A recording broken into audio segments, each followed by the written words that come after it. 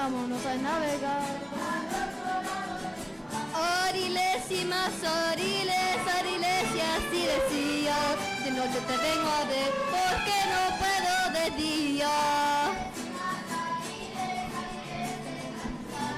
Jugaron las abejas pero me comí el panal. Quiero decidir, no quiero decir a quién quiero bien, decir a quién quiero bien, quiero decidir, no quiero.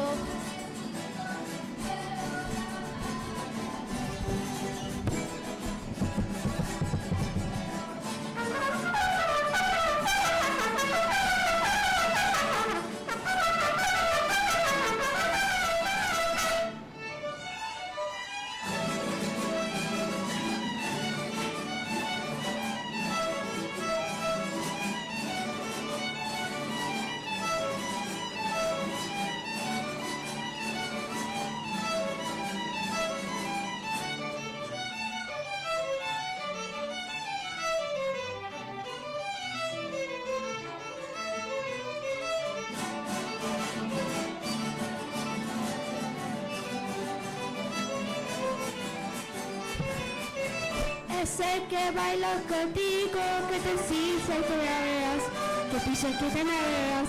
Es el que baila contigo, recordado de cueras. Ahora bailas conmigo, aunque quieras o no. Ariles y más ariles, ariles de la cañada. La mujer es la que pierde, el hombre no pierde nada. Y más ariles, ariles el carizal. Me picaron las abejas, pero me comió el panal. Ay, ay.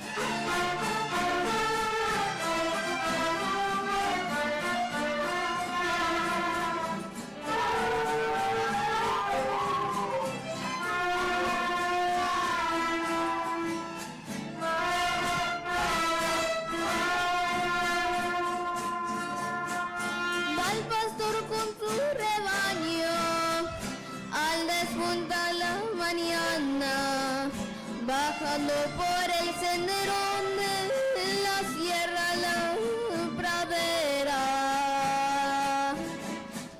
Vamos citando sus quejas con su flautín carrizo, seguido por sus ovejas como si fuera un hechizo.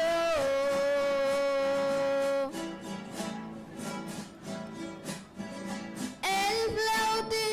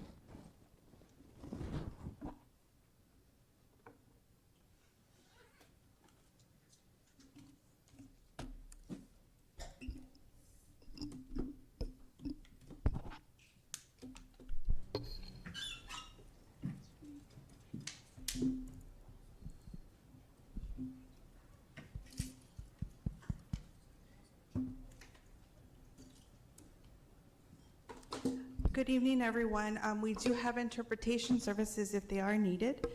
But now I'd like to call the meeting of the TUSD Governing Board to order. Roll call, please. Mr. Romero, Here. Dr. Ravi, Ms. Luna Rose, Here. Ms. Shaw, Here. Ms. Ekstrom. Here. Next is our land acknowledgement statement, which will be given by Ms. Luna Rose, followed by the pledge. Can we get that up?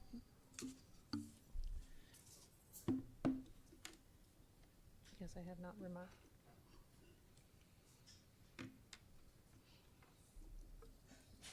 I think he's going to put it up.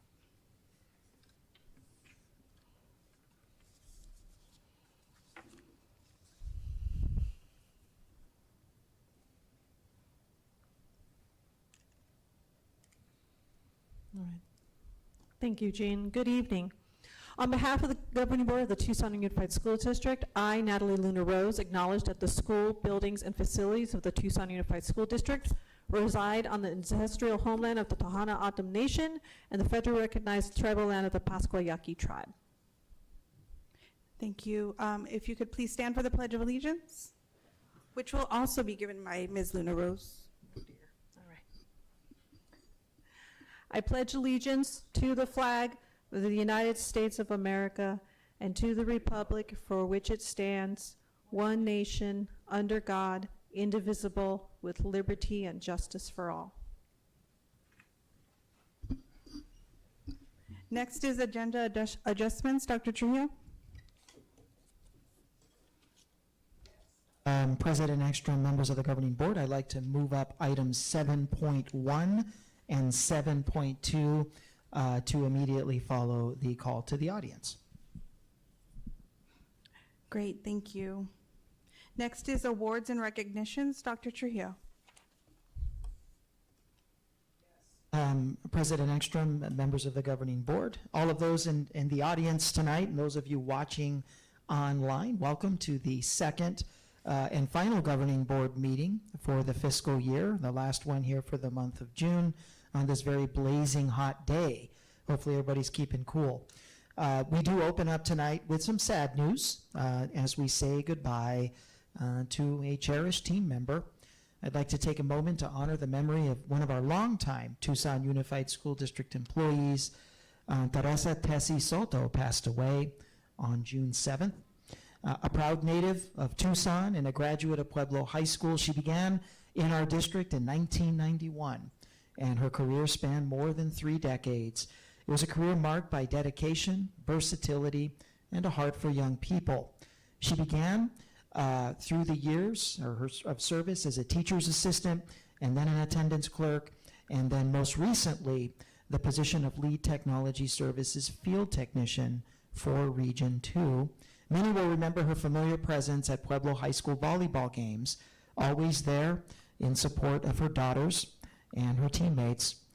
Her love for the district and its people ran deep, and that legacy is carried on through the relationships that she built and the lives that she touched.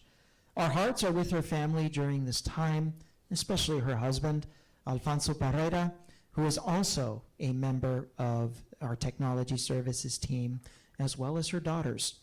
Tessie will be profoundly missed in the Tucson Unified School District, so please join me in observing a moment of silence for Teresa Soto.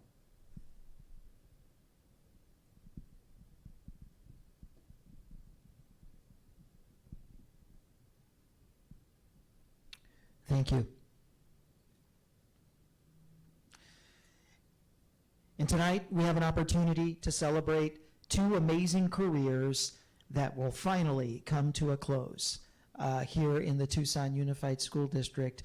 2 amazing careers, 2 amazing public servants, 2 amazing educators, 2 amazing advocates for kids who will be calling it a day after many, many years of service to the kids and the young people of the Tucson Unified School District. So first we head over to Palo Verde, where after 37 incredible years of coaching and teaching physical education, PE teacher Jim Mentz is officially hanging up his whistle. He's coached and taught with purpose and passion for all of the athletes that he has coached over the years, and he's inspired many of them. And while he's stepping away from the day-to-day, he's far from disappearing. Coach will still be out there working on the fields in the off-season, running fall and summer leagues, and of course, coaching baseball. Because for Coach Mentz, it's never been just about the game. It's been about building a team, a family, and a community. His memories are filled with championship runs, the 2005 state baseball title, deep playoff pushes in the 90s, but it's the everyday moments that matter most to him, announcing football games, leading pep assemblies, and watching his student athletes grow year after year. His alumni come back not just as former players, but as coaches, as mentors, and as part of the extended Titan family that he has spent decades building. Once a Titan, always a Titan, he says. Coach Mentz, your legacy is stitched into every jersey, echoed at every pep rally, and rooted in the very soul of Titan Nation. So on behalf of the Tucson Unified School District, I want to thank you for all of the years of service, of coaching, of inspiration, of mentorship, to the hundreds of student athletes that you have influenced through your time at Palo Verde. So Jim Mentz, congratulations on a career well done, and thank you for your service to the Tucson Unified School District. I'd like to invite you up if you'd like to share a few words with the community.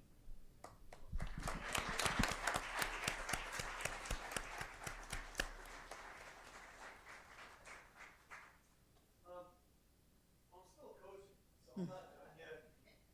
Still announcing football games, and I just want to thank TUSD for hiring me back in 1988, and it's been a great ride. I mean, I have so many great memories with all the adults and students I've had. I could be a spokesman for TUSD because before I got to Palo Verde, like I'm already Palo Verde now, but I started out as a sub for 2.5 years, and I started coaching girls soccer at Palo Verde, which I'm retiring after 37 years. I've done that.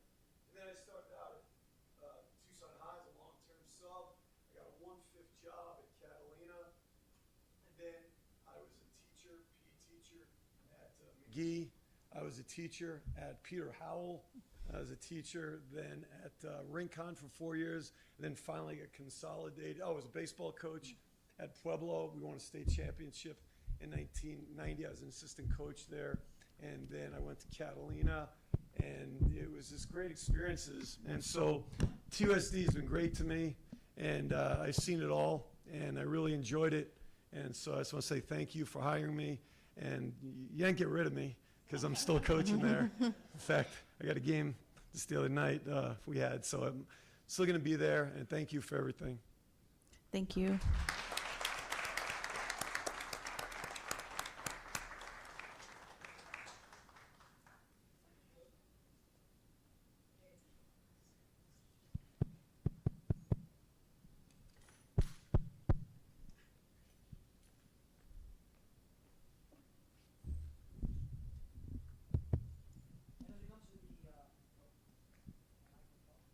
As we come to the final Superintendent's Award of Excellence this evening, it's going to be hard on a personal level. This next leader is a tremendous advocate for kids. I can't count all the times that we received a call from him in the superintendent's office advocating for a young person, a kid, whether it's for shoes, clothing, having our office help out with fees for a field trip, securing resources, intervening on difficulties with transportation. You name it. I mean, he was always the first to call our office to try to get us involved in any situation in which he was helping a young person. And that is the story of Mr. Jeffrey Sawyer. He has been a dedicated part of our district for 15 years now, serving in a range of roles that reflect his commitment to student success and community empowerment. He began his career in 2010 as a behavior specialist, and today he serves as a program coordinator in our Family and Community Engagement Department, better known as FACE. Throughout his time with TUSD, Jeff has been a passionate advocate, mentor, and bridge between our schools and the broader Tucson community. He has strengthened partnerships and ensured that families feel seen, supported, and connected to the resources that they need. But perhaps most notably, Jeff has served through the years as a co-chair of the Legacy of Excellence Committee, a role that speaks directly to the heart of his personal mission. Through this committee, Jeff has helped provide scholarships to deserving students across our district, opening doors, creating pathways that extend far beyond graduation. His work is grounded in compassion, guided by integrity, and fueled by a belief in the potential of every single child and young person. Jeff, we want to thank you for your dedication, your leadership, and your personal legacy of excellence and service that you'll be leaving behind. Our district will be worse off for not having Jeffrey Sawyer here to serve the children and the young people of the communities of this district. So I want to wish you all the best in your next steps and in retirement. You deserve it. So I'd like to invite you to share some words with the community.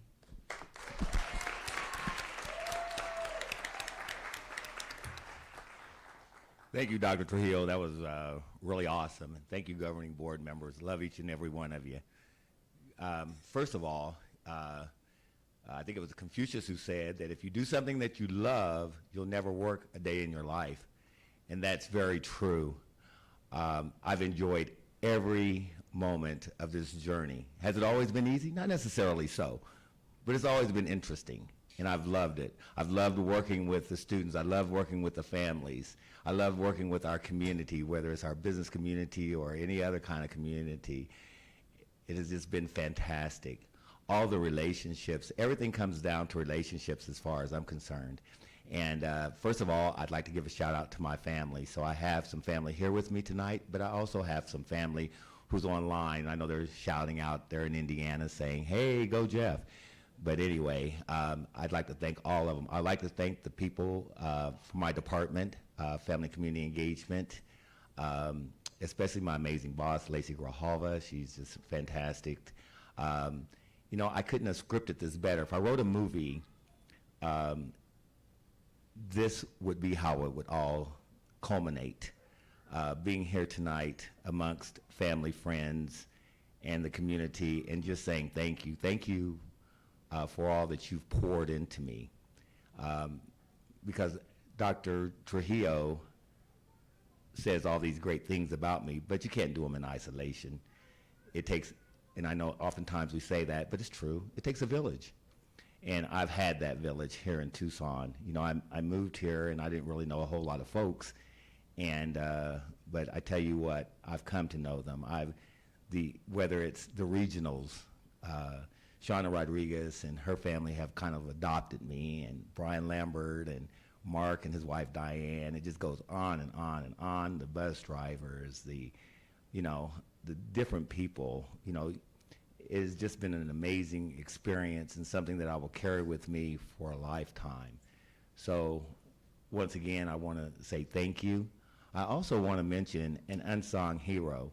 So in a lot of the things that we do or that I've done, I just want to make certain that Nicholas Roman is mentioned. And the reason being is because, like Dr. Trujillo said, I call his office a whole lot asking for things, and it's oftentimes Nicholas who I'm speaking with, and he never says no.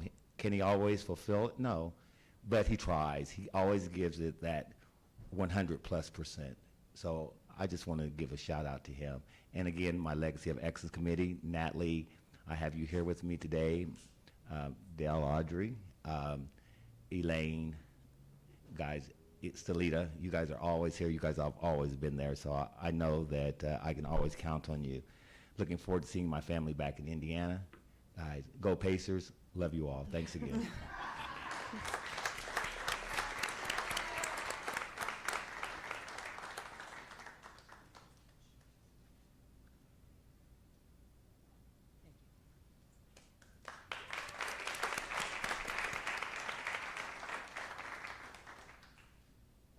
Extra members of the board, that concludes awards and recognitions. Thank you. Next is board member activity reports. Governing board members have anything to say? Okay. Well, no. Ms. Luna Rose. Thank you, Mr. Romero. All right. Well, good evening, everybody. Thank you for coming. I know it's a hot June Tuesday night, so I'm sure it's you could be somewhere more exciting. So we appreciate your time.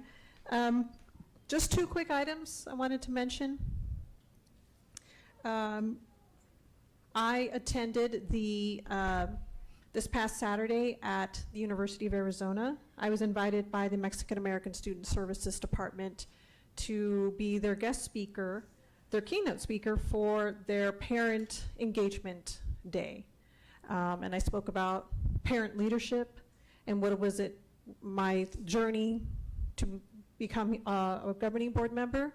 And it was a really great session. There was probably about, I'd say, upwards of 40 to 50 TUSD parents and their kids, older kids mainly, but they came for a day of learning from Mexican American Student Services. So thank you to Maria Federico Brummer and her staff for inviting me. I had a fabulous time there. And then lastly, it is summer, so there's not much on my report, but other than being already a very active parent of a senior and doing a lot of color guard and fundraising already for the next school year. So that'll keep me busy this summer. Thanks. Mr. Romero? Check, check. All right. Started my third round of school visits starting this month. Met with Principal Catherine at Miller, Principal Megan at Grijalva, also with Principal Sandra at Mission View. 3 down, 85 to go with Rincon on the books tomorrow morning. When it comes to the best feelings in the world to be on the TUSD governing board, it's not these Tuesday night meetings. It's because of letters like I'm going to read on it from a recent visit. Good morning, Mr. Romero. I want to sincerely thank you for taking the time to visit our school and listening so thoughtfully to my concerns regarding campus safety. Your engagement and responsiveness meant a great deal to our team. I especially appreciate your follow-up with bond committee on our behalf. Your continued advocacy for our student, staff, and school community is truly valued, and I'm grateful for your support. Again, to those that reach out to give me these emails, I greatly appreciate it. And like Mr. Sawyer said, it's also about getting the opportunity to build relationships within our TUSD community. And that brings me up to another guy, my new friend Speedy. It seems like I go out to school visits and he's out there landscaping. It's got to the point now I gave him my cell number. Every time he visits the school, he takes a picture and says, hey, look, I was at McGee. Hey, look, I was here, showing me the stuff he does. So I want to tell Speedy, keep sending me the pictures of the schools, make them look good. I and our TUSD community appreciate you, and also happy belated birthday. And then also one more happy belated birthday. We'd like to wish Nicholas, AKA Mr. 100%, a happy birthday to you. Ms. Shaw? Good evening, everyone. So I had the opportunity yesterday to attend the Alternative Education Advisory Committee, which I sit on as the non-voting board member. Thanks to all those committee members for your work. Let's see, this weekend I attended the Juneteenth Festival. I am on the board of the Juneteenth, and so I hope some of you had a chance to attend the 55th Annual Festival. It was at Keno Sports Complex. If not, we'll do it again next year. But I do want to, wish everyone a happy Juneteenth. It's this Thursday. And thanks to the governing board, we made it official holiday in TUSD, so I hope all of our employees enjoy their day off if they're working during the summer. Let's see, I had the opportunity last week of meeting with an organization about something unrelated to TUSD. They do work with housing and like all kinds of things really in the community, but I floated an idea that I've had for a long time for TUSD is finding a way to offer housing to our TUSD families who are housing insecure. And this person was really interested in the idea in collaborating and maybe using some of our surplus land. So today, before the meeting, I just mentioned it briefly to Mr. Nodine and Mr. Ballesteros that, this would be possible. And, I think if there's a will, there's a way.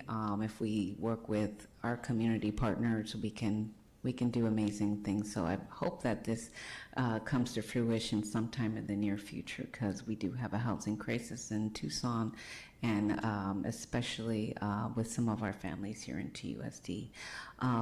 Last, I'm very, very proud to say that from the advocacy of some of the members of the Tucson High School football team booster club, specifically Mr. Ed Birdman, who invited me over to the practice over for the Tucson High football team, seeing the equipment that they've had to use over the years, and the great need to purchase new equipment.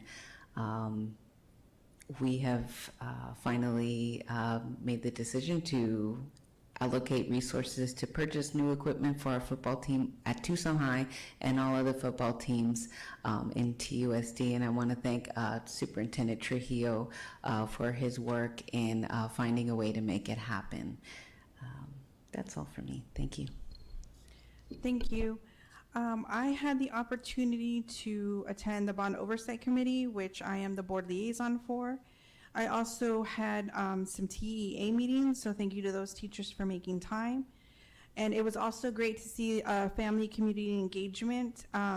They were out tabling on a hot June morning for the grand opening of the Pima County Youth One Stop Resource Fair, so thank you to them. And I've also been spending time at the Davis Ross Scrooge Mariachi Camp. So thank you so much to the Valenzuela family, to all of the teachers and all of the student teachers who are there helping our kids learn mariachi. And I see a few little mariachis out there. So thank you, Lorena, Benito, Ismael, and Luis. Just a shout out to the Gomez family. And that concludes my report as well.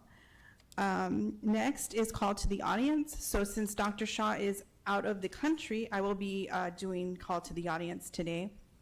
Public participation at board meetings. Members of the public may speak during the call to the audience. The governing board clerk shall be responsible for recognizing speakers and for maintaining order where it may be appropriate. Those who speak in person or want to have their comments read shall email or call the board office or complete a request to address the board form before the meeting. Speakers who have not completed a request form are not permitted to address the board. The speaker must state their full name and topic prior to addressing the board. Speakers are encouraged to be brief with a maximum time of 3 minutes. While more than one speaker may speak together in the time allowed, speakers are reminded that they are not allowed to speak more than once, and they may not transfer or delegate their time to others. If there are documents for the board, please give them to the board office staff, and they will ensure each board member receives a copy. Those attending the meeting and or speaking before the board shall observe rules of good conduct. Speakers shall also refrain from inappropriate or slanderous remarks. And because TUSD serves students from preschool through high school, speakers should be aware there may be children present and listening. At the end of the call to the audience, the governing board president will ask if any board member wishes to respond to a criticism, wishes to ask staff to review a matter, or wish to ask that a matter be put on a future agenda. No more than 2 members may address each topic. Contents of this card are public information. Our first speaker is Martin Ahumada, and then followed by Melissa Murray.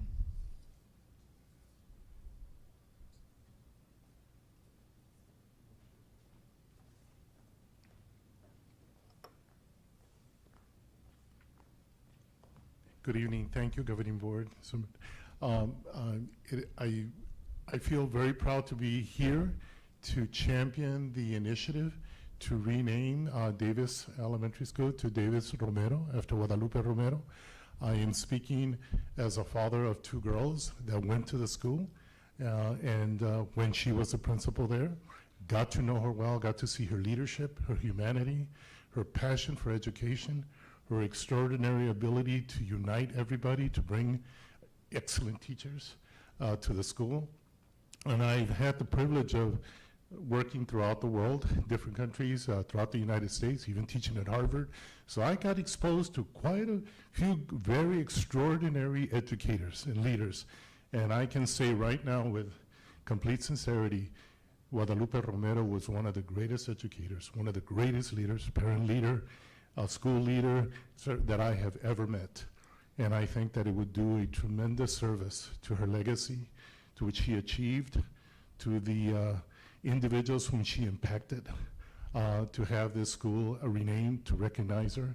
And I didn't want to miss this opportunity to come here and to be able to say that I think it would be really a very extraordinary thing to honor her, memorialize her, an extraordinary person. I know that the renaming of a building, the naming of scholarship is significant, and it should be done only for extraordinary purposes. This is one of them. So I strongly urge the board to fully embrace the initiative of renaming Davis to Davis Romero Bilingual Elementary School. She is a national pioneer. I think that we have several in the audience. I see Macario Saldate, I see Alberto, I see Mr. V. This is a tribute to her. I think that these are all individuals who were part of her entire journey, and I'm just very proud to have this opportunity to be here and to champion her cause as a dad, proud dad, very grateful dad of two girls that loved her and loved their school and loved the education they received at that school. Thank you very much. Appreciate it. Thank you. And have a good evening.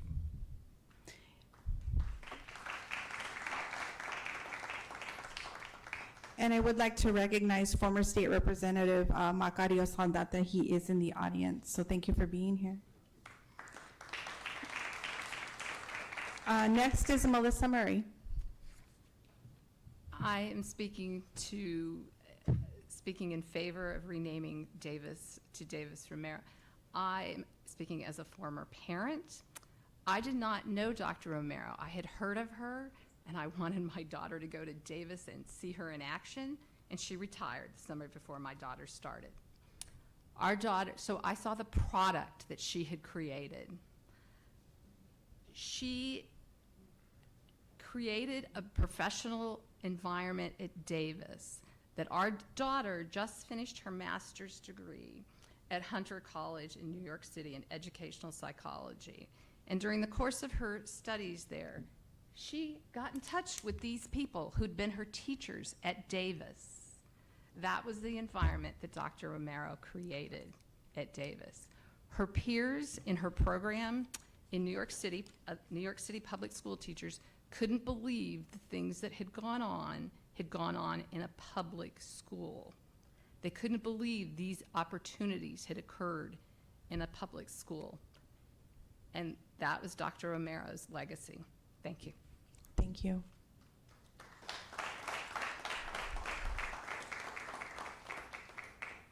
We have one final call to the audience, which is a letter to be read. This is from Jana Hamilton. This is regarding the Tucson High interim principal. You just hired a person who did not apply for the Tucson High Magnet School principal to assume the position of interim principal at Tucson High Magnet School. His history as a principal at Amphitheater Public School District should have set off alarms for Human Resources and the governing board, but both glossed over the historical problems. Now TUSD, Dr. Trujillo, is in the process of appointing interim assistant principals for Tucson High Magnet School. The wording interim is buried in the agenda 6.2, which is part of consent agenda. Dr. Trujillo and his administration have made it very obvious that Tucson High Magnet School is third rate, and it does not deserve the same attention and respect as Sabino High School or Saguaro High School. We are going on year 2 of an interim principal at Tucson High Magnet School. The classism and racism is insulting, and yet the governing board seems to rubber stamp all of Trujillo's recommendations without much study or concern. The agenda items should not be hidden within the consent agenda, and within the agenda, the word interim should not be buried. As Dr. Trujillo puts his board agenda together, he may fool 5 board members, but some of us out here are paying attention, and we do not like the sneaky tactics in dealing with board agendas or the third-class treatment of being shown to Tucson High Magnet School. TUSD's superintendent needs to be reminded that no king message also applies to him. And that concludes the call to the audience. Would any board member like to address any of the subjects discussed in call to the audience? Yes, Ms. Shaw? Thank you to everyone who spoke today. Thank you for sharing your experience with Dr. Romero. I didn't know her either, but I'm happy to know about her legacy, and I look forward to approving the item tonight. Anyone else? Thank you. Now we'll move on to item 7.1, which is the request to rename Davis Bilingual Elementary Magnet School to Davis Romero Bilingual Elementary Magnet School. Dr. Trujillo. Yes, I'm proud to present this item tonight, and I believe we will have one of our community chairpersons, Ms. Pilar Atian. She will be leading us through this item. I believe we have a video that will provide an overview of Dr. Romero's legacy. I will say that there are few names in the district through its over 170-year history that are iconic, meaning they symbolize and they represent an ideal, a belief, a passion. Dr. Romero is one of those names. Her name is synonymous with excellence in dual language education. It's synonymous with being a pioneer in the recognition that the development of a second language is a celebration of culture. It's an attribute, it's an asset to be celebrated. She is one of Davis's longest serving principals in the school's history and a pioneer in the two-way dual language program that we celebrate today. So with that, I'm going to turn it over to Ms. Atian, if you'd like to come to the podium and lead us through this. Or are you going to do it, Mr. Roberts? I'm actually going to, okay. just really quick, she's going to come up. Okay. So, Governing Board President, distinguished members of the board, Dr. Trujillo and legal counsel, it's just amazing. I just wanted to introduce basically, this is a legendary group of educators here. Again, it's just amazing having Macario Saldate and Dr. Guerrero. That was the hardest C I've ever got in Spanish at the U of A. And everyone that's doing this is just an incredible thing. My mom that's watching at home, she couldn't be here. She worked with Dr. Romero for many, many years. So hi, Mom. So I want to introduce Ms. Pilar. Come on, Pilar. And she's going to get this done really quickly because we know there's a long video as well. But I just wanted to, again, give kudos to a very tenacious but kind group. So here you are. Thank you. Distinguished members of the board, Gabriel Trujillo, Dr. Gabriel Trujillo. My name is Pilar Atian. I was very fortunate to work at Davis Bilingual Magnet School for 22 years. I was the school's librarian. I had the honor of working under the leadership of Dr. Guadalupe Romero, principal at Davis, from 1989 to 2003. Dr. Romero built at Davis a very strong foundation for excellence in bilingual and bicultural education.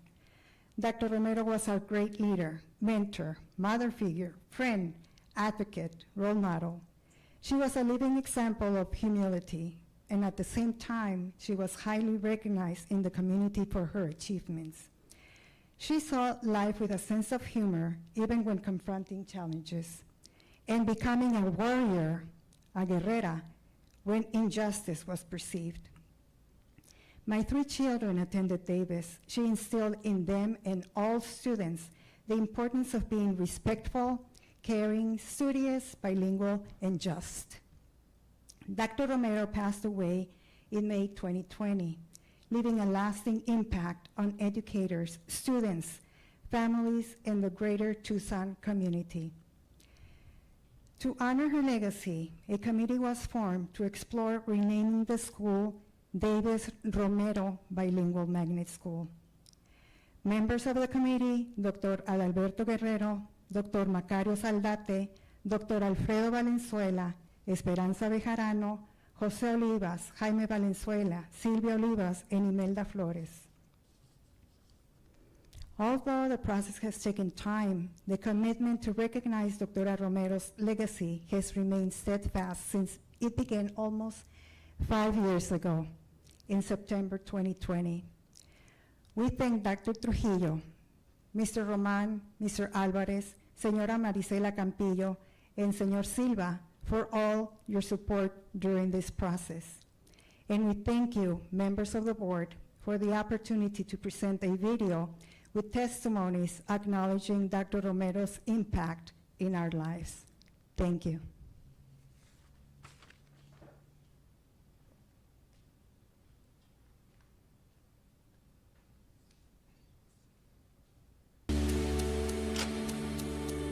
My name is April, and I'm a former student of Dr. Romero's, and I'm actually a parent here of 2 kids coming to Davis as I did as a child, and that makes me super happy. It's very special to my heart.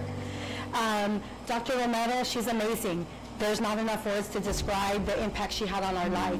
Growing up, I was raised by a single nana, and Dr. Romero made it a point to show up to my house to talk about my grades, report cards, to check how my brothers and I were doing, keeping my nana informed because she couldn't make it to the school at times. You know, you were a great role model growing up for me and my brothers and all the other neighborhood kids. You guys truly loved us. We loved coming to school. I support this 100%. Davis is not Davis without her. We need to get her name on this school, because anybody that knows her knows that this family united that we have here at Davis is because of her. I support this, and you know, I miss her and what I would have done to have my kids grow up with the love and support from Dr. Romero at the school. Hola, my name is Jose Olivas, and I've been an educator at TUSD since 1987. I was a teacher at Davis for 19 years, and also served as a principal here for 4 years. I met Dr. Romero approximately in 1985 when I was a University of Arizona student, and she was not just my professor at the U of A, but also my mentor, my advisor, and a great friend as we moved on through life. I have always admired her. I have always tried to follow in her footsteps. When she became principal at Davis, the bilingual program was not meeting the needs of our students. This was a 50-50 model at the time. Dr. Romero was instrumental in developing a dual language program here at Davis. She allowed University of Arizona researchers to come and do a study for a few years, and eventually moved over to what is called a dual language model. It is a 90-10 language model, which over time has proven and shown that it is best to meet the needs of our students learning a second language. And this is what our district currently uses. And I was very glad to have known her, and I've learned from her a great deal. In my work as principal, I always tried to do just like she did, following in her footsteps. I support in adding Romero to the Davis name to become Davis Romero. Hello, my name is Jaime Valenzuela. I am the current mariachi and general music teacher here at Davis. I would like to say some words about my dear friend, Dr. Guadalupe Romero. I've known Dr. Guadalupe Romero since I was here at Davis. I was a student here from my dad, and I came to school kinder through 5th grade here. Me personally, I owe Dr. Romero everything, because without her starting this music program here and helping my dad get it going, I would not have what I have. I would not know what I know, and the little bit of talent that I have has gone miles and beyond, and because of this program that she and my dad started in the 1980s, you know, it's been very powerful. I want to thank you, Dr. Romero, for everything you've done, and because of that, I definitely support changing the name of Davis to Davis Romero School. My name is Alfredo Valenzuela, Dr. V as I am well known, and I was the founder of Mariachi Davis Aguilitas. I remember asking Dr. Guadalupe Romero, who was a school principal at the time, if we could start a mariachi group. She was 100% positive and supportive. We started the mariachi program, and it just took off. With Dr. Romero's support, we also started a summer mariachi camp, having more than 250 to 300 students participating every summer from all over Tucson. Dr. Romero deserves the credit for being the one who supported 100% the foundation of the Davis Aguilitas Mariachi program and summer mariachi camps. I am very supportive to the effort of adding the name Romero to the Davis School. The addition of Dr. Romero's name to the Davis School is definitely something that it is deserved. Dr. Romero, you deserve everything, and I love you with all my heart, and I appreciate everything you have done for me and for all my family. Thank you so much. Okay. Soy Alma Armendáriz y soy maestra en la escuela bilingüe Davis, y he sido maestra de kinder desde hace como 18 años. Conocí a la doctora Romero en la universidad. Ella fue mi consejera y me guió sobre qué clases debía de tomar para estudiar educación bilingüe. La doctora Romero fue de mucha influencia en mi decisión y me inspiró con su ejemplo. Cuando ella fue directora en Davis, me dio la oportunidad de ser maestra suplente mientras mis hijos estaban en la escuela Davis. Su fallecimiento fue de un gran impacto para todos y por eso queremos tener el honor de tener su apellido en el nombre de Davis, que sea Davis Romero Bilingual Magnet School. Siento que se debe agregar el nombre de doctora Romero a Davis porque ella trabajó mucho para que la escuela siguiera siendo bilingüe y formar un programa excelente en el cual tenemos ahora del programa dual. Mi nombre es Ivette Lance, he trabajado con TUSD desde el año de 1987 y aquí en la escuela Davis desde 1991. Cuando empezó la educación bilingüe, doctora Romero fue pionera aquí en nuestra ciudad de Tucson. Ella fue de las primeras maestras que fue contratada por la Universidad de Arizona para apoyar en el Colegio de Educación. Así de esa forma pudo hacer cambios en ese departamento. La doctora Romero influyó en nuestra decisión de ser maestras bilingües. Ella fue mi maestra, mi mentora y supervisora cuando hice mis prácticas para ser maestra. En 1991 me dio la oportunidad de trabajar aquí en Davis. Fue por su iniciativa que se formó un grupo de estudio para empezar a desarrollar nuestro programa de inmersión al español.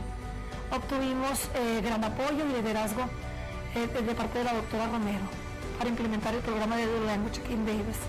La doctora Romero se involucraba mucho con las familias del barrio Anita, hacía visitas, platicaba con las familias y trataba de ayudar de cualquier manera posible. Pensamos que es muy importante que el nombre de Romero se agregue al de la escuela por todo lo que significa su legado. Es un reconocimiento que bien lo merece por todo lo que hizo y todo el impacto que tuvo en nuestra comunidad. Mi nombre es Alma Irigoyen. He sido la maestra de arte de Davis por 20 años. Y una de las cosas que más agradecí de la personalidad de la doctora Romero es que cuando llegaban mis hijos a esta escuela, venían de otra escuela, llegaron el primer día y me dijeron, mamá, conocimos a una señora que es como mi abuela. Y mis hijos le pidieron permiso a ella para llamarle mamá niña, así como le llamaban a su abuela. Son muchas memorias que tenemos de doctora Romero. Creo que como comunidad hispana estaríamos muy honrados de llevar el apellido.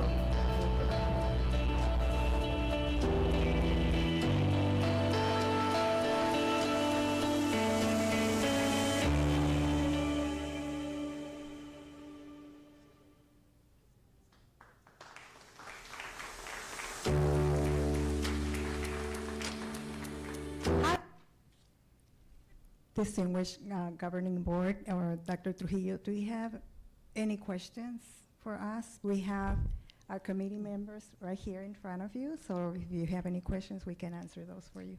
Yes, Dr. Trujillo. From a process note, I will attest that this committee has met all the requirements of your own governing board policy FF. They followed every single part of the process, so they are fully compliant. They have all of their documentation, and they have been great to work with. Governing board members, do you have any questions? Yes, Ms. Shaw. Well, thank you for making that video and sharing your story with Dr. Romero. If there's any other way that we could continue to honor the legacy of Dr. Romero, to spread the word and, replicate what she did at Davis Romero at other schools, I would love to, see what we can do to advocate for that. I would love to read, I think it was Miss Murray's daughter's capstone project for her thesis about what she experienced at Davis, and just interested in knowing more about all the work that she did. Great. Mr. Romero, then Ms. Luna Rose. Dr. Trujillo, do we have a financial impact on what this would cost? The financial impact would be the marquee, and that marquee, though currently is not slated for a purchase through the bond program, it certainly is something that the Bond Oversight Committee can consider. You also have your plant fund as a funding source. And then as far as That would be the only real significant cost. So nothing like letterheads and things of that nature, or I think you have- changing the building name on the building itself? No, I think you have other incidentals like forms, papers, correspondence from the school. The biggest cost, like I said, is going to be the marquee and the signage at the school. And then, as far as that goes, are TUSD expected to do that? Because I looked at their undesignated tax funds, and it looks like there's 49,000. Is there any financial commitment from the Davis community to help out with this financial? At this moment, no, it would be us purchasing the marquee and the signage, pending the vote, of course. Okay, and just one of the other things, because I'm, going back and forth with some of the positive as well as the negative against it. It looks like of the ones that were asked there, we still had 28% that wanted to keep it at that. Is there a reason we're looking to change the school name versus, I think someone mentioned like a library or a learning facility or something along the lines, instead of naming something different like that, like we did recently down at Robert Snaler? In working with the committee was certainly presented with the option, but we always honor committee requests, and the committee, even after hearing what some of the options were, very passionate about the school carrying the name of Dr. Guadalupe Romero. Ms. Luna Rose? Thank you. Thank you, Ms. Ekstrom. Thank you for the video. It was a beautifully done video. I wanted to make that comment. Whoever produced it did a fabulous job, and it'll live on in perpetuity. I saw it was already on YouTube, so that's fantastic for future families to see why the school was changed to add Mrs. Romero's name. And with that, I'd like to move the item. Can I say something? Go ahead, sorry. I think the cost to a signage and letterhead is minimal compared to what Dr. Romero has done for our community. I think this is a great way to honor her and to honor what she has done for many, many students. I have family that has gone through Davis. My cousin was a student there, and my other cousin was a student there before she passed away. And I have a tia who used to work there. So all of this is relevant to what she has done for TUSD, and a minimal cost to our district will never cover what Dr. Romero has done for a number of students and teachers in this community. So it is an honor to have this school be renamed. So, Ms. Luna Rose? I'll let you move the item in a second. With that, I will move to motion to approve the renaming of Davis Bilingual Elementary Magnet School to Davis Romero Bilingual Elementary Magnet School. I will second. A motion has been made by myself and seconded by Ms. Luna Rose. All those in favor say aye. Aye. Aye. Those opposed, motion carries. Congratulations.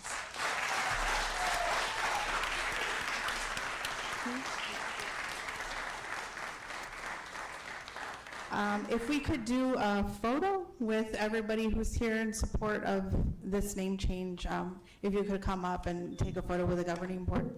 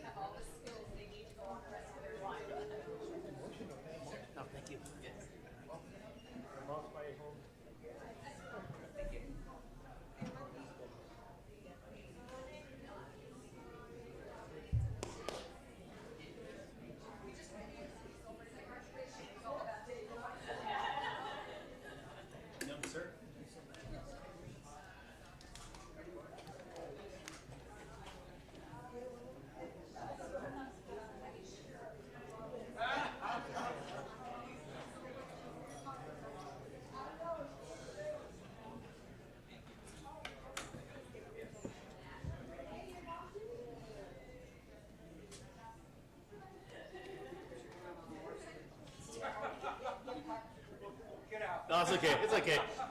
We have nowhere to go. We'll get out of the way.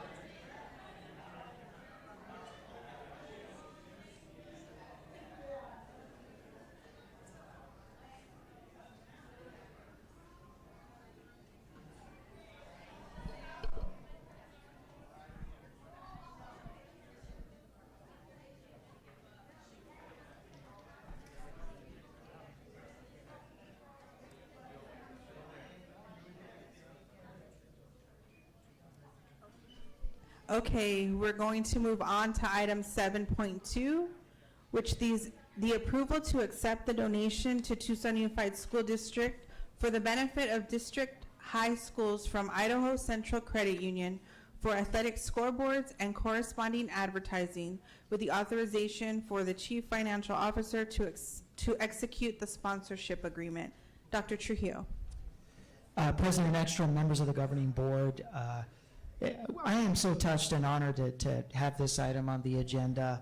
I'd like to welcome, we have some guests from Idaho Central Credit Union here this evening, and in a moment I'm going to turn it over to them. But, you know, very rarely do we have this level of generosity from the private sector wanting to come in and really support the work that schools and educators and in this case coaches do with young people. And tonight we have Idaho Central Credit Union seeking to donate $3 million to the Tucson Unified School District for new scoreboards and scoring equipment for a variety of sports throughout all of the district's high schools. So without any further ado, I do want to turn it over to our guests. And I think, Ricky, you're going to lead us through and then do the introductions? Yeah, I'll just to kind of give you some background. If we've provided you with a copy of the agreement. There's a sponsorship agreement between the district and ICCU. They will pay for all of the scoreboards and the installation costs at every one of the high schools that is listed on the board agenda item. Every high school will receive, be it a football scoreboard, a baseball, softball, basketball, play clocks. It's gonna be good stuff. So I know I've got Mr. House here, Herman House, the interscholastics director. He worked with ICCU to take a look at the schools to kind of determine what's needed, what could go everywhere. As Dr. Trujillo mentioned, this donation is valued at up to $3 million. And essentially, we will provide ICCU with 15 years of advertising space on those scoreboards and play clocks. So it's, it's a small price to pay for really big investment, especially as we start rolling out new football fields and we start rolling out football lights. So I'd like to invite, who wants to come up? I'll invite Mr. House to come up. Good evening, Board President, members of the board, Superintendent Trujillo, Legal Counsel.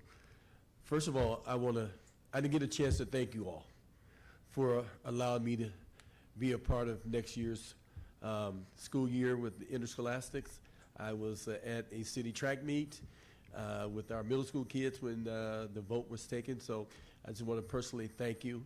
It's always been an honor to work with our student athletes in TUSD, and that's why I'm here. But what I want to do is, I can't take credit. He said Mr. House worked with ICC. I can't take credit for this. The young lady sitting here, Stephanie Miller,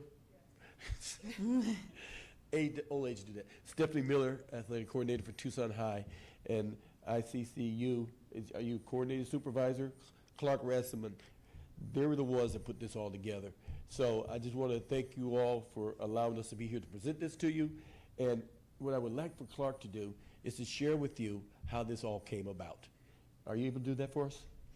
Clark. Good evening. It all came about, ICCU, started a merger with Tucson Old Pueblo Credit Union. And the legal merger date was back in February, on February 1st, and then the operational merger happens on September 1st. And so I was tasked to just come down and get to know people in the community and find ways to help us expand our brand and show that we give back to the communities. So I reached out and Stephanie responded, and it created an awesome relationship where we were able to come in, and we came down, we toured the schools, we looked through them, and really looked at the needs and thought, well, why wouldn't we do this if there was a need? And we found a need at every school we felt where we could contribute and give back to the community. So. Thank you. You have any questions for us? Yes, Ms. Luna Rose. Thank you. Mr. House, thank you so much. And I'm glad that you're going to be coming back for next Thank year. you. Well, definitely need your brand of positivity to permeate the district. So Thank you so much. my question, though, speaking as both a Rincon parent and a Rincon alumni, I know that Rincon has a brand new football Scoreboard. because Yes. I was part of the fundraising committee for that. Yes. So am I assuming some of this funding will go for like the basketball courts because that was horrible? Yes. It's horrible. Rincon, I'll yes. say it out loud. Go ahead, sir. Okay, you take over, man. And actually with that one specific, we noticed that. And so where other schools are going to get like game clocks, we're just going to upgrade at that school the basketball gym and then get game clocks added on to the existing that is there. Oh, that's fantastic because it really was in poor shape. So thank you so much for choosing our schools and this is just, I'm just going to say thank you as a parent. Thank you. Yes, Mr. Romero. So real quick on, again, thank you on behalf of our student athletes, so many families. Again, this is such a generous a donation. We owe you a great amount of gratitude, so thank you. But just real quick, since that merger, is it still going to be Tucson Old Pueblo, or is it going to be Idaho Central Credit Union here in Arizona? It'll be ICCU. It'll be ICCU? Yeah. Okay. So, again, I'm grateful that your logo will be on those things for those that want to support businesses that support our community. As a business owner, I appreciate what you're doing for our community. Thank you. Ms. Shaw. Thank you for your tremendous gift, and thank you to Mr. House for helping to organize this, and thank you also to Ms. Miller. I do bank at ICCU. And I will say that I was a little bit salty when the merger happened because it went from Tucson Old Pueblo to Idaho Central Credit Union. But of course, I didn't exercise my right to vote on that name change. However, with this generous contribution to our district, I will put all of that aside.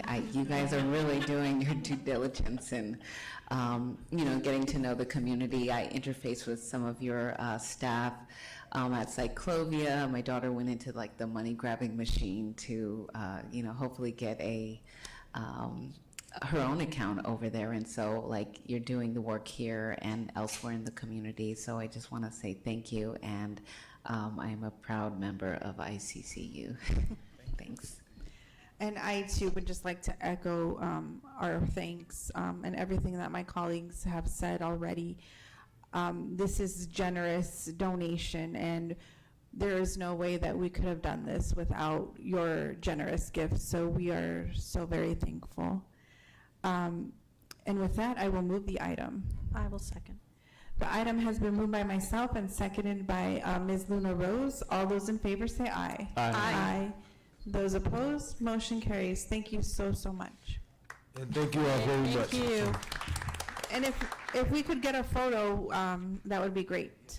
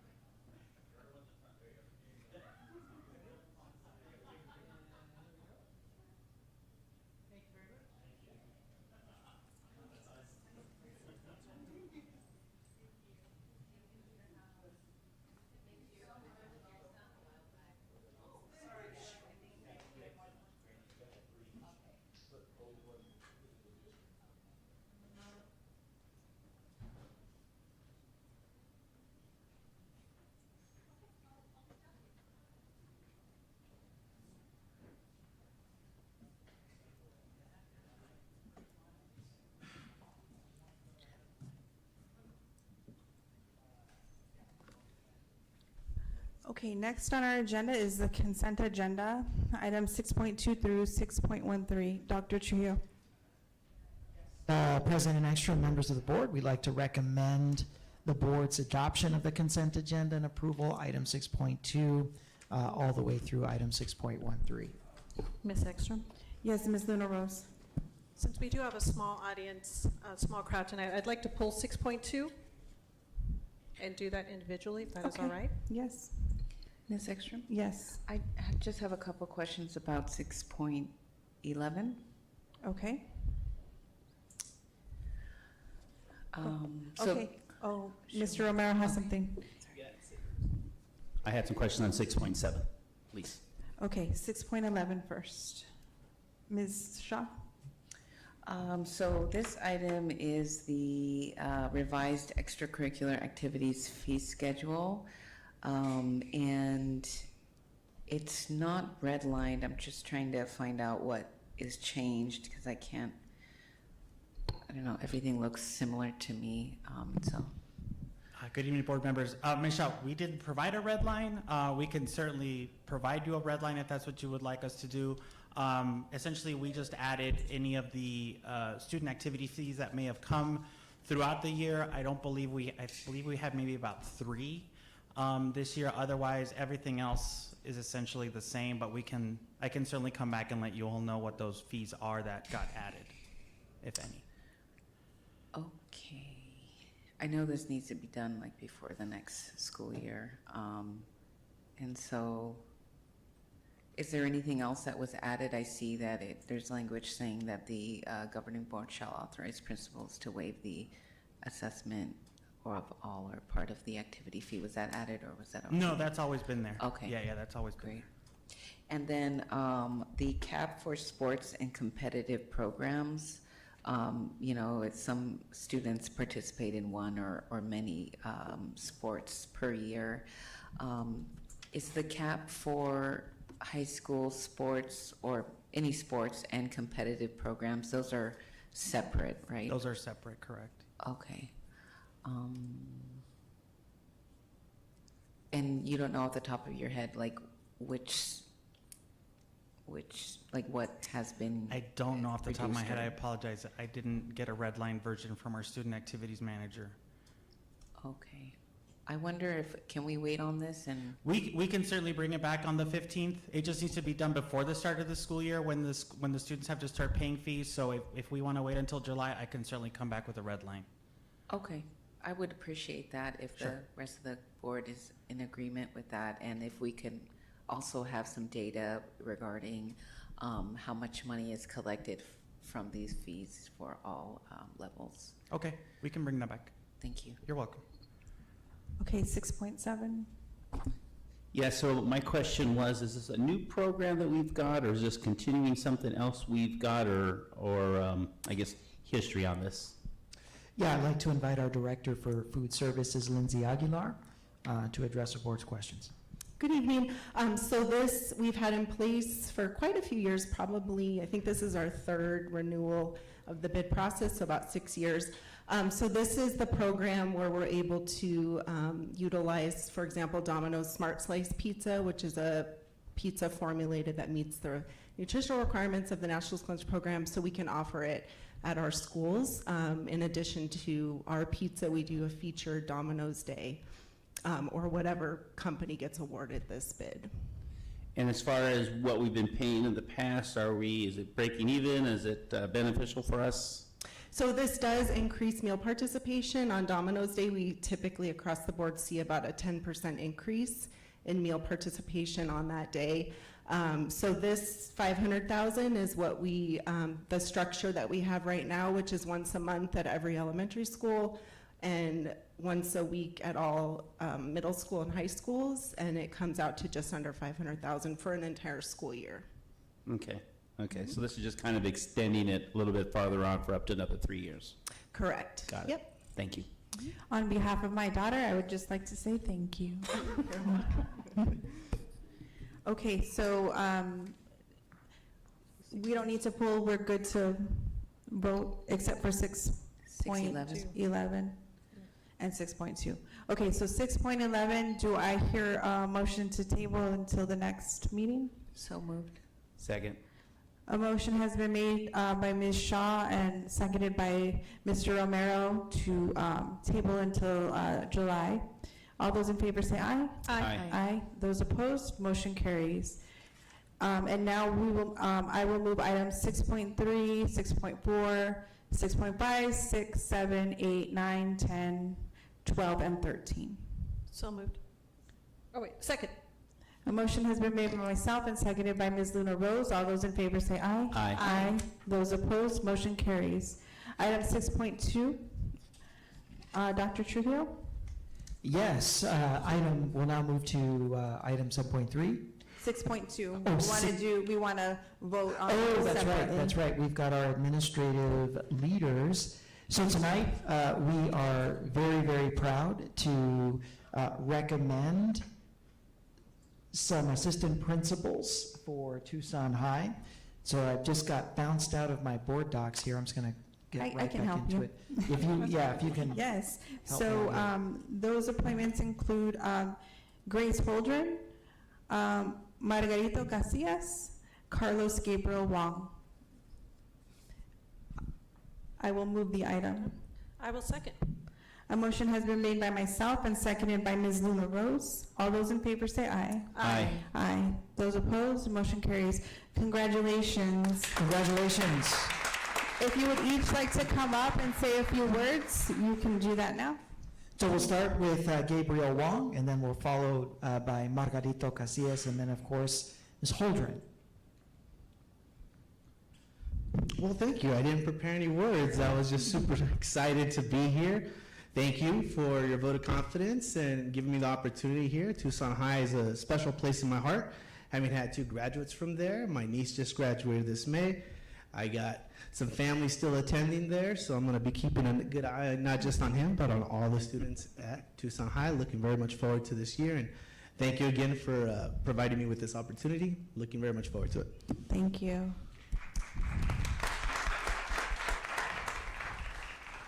Oh, Mr. Wong, there's a tradition where you can go and you'll get congratulated by everyone who's here. Thank you, Board President, Ms. Ankrum, distinguished board members, Superintendent Dr. Trujillo, legal counsel, and all those here present. I'd like to thank you for giving me the opportunity to serve as the interim assistant principal at Tucson High School.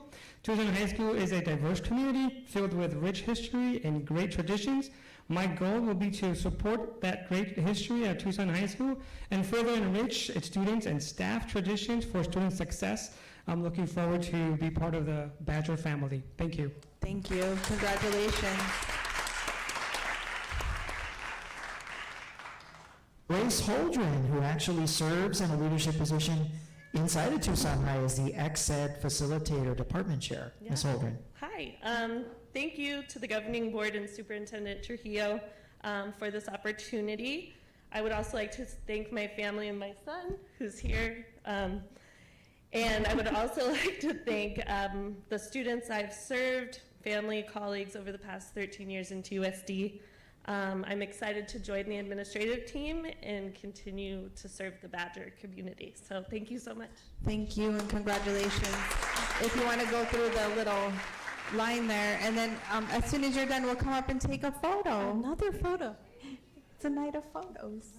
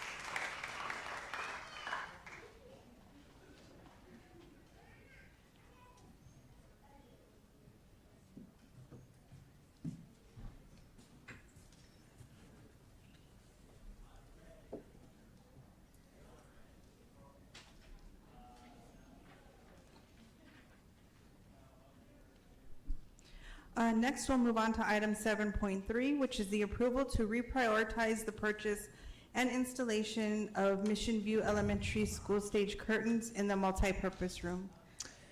Yeah, we're excited for Mission View. They received a $50,000 grant to remodel that cafeteria. They've got a public reveal coming up in October. We want to make sure that we have the curtains, right, to make everything complete. So I have Dr. Carter, some additional detail on this item.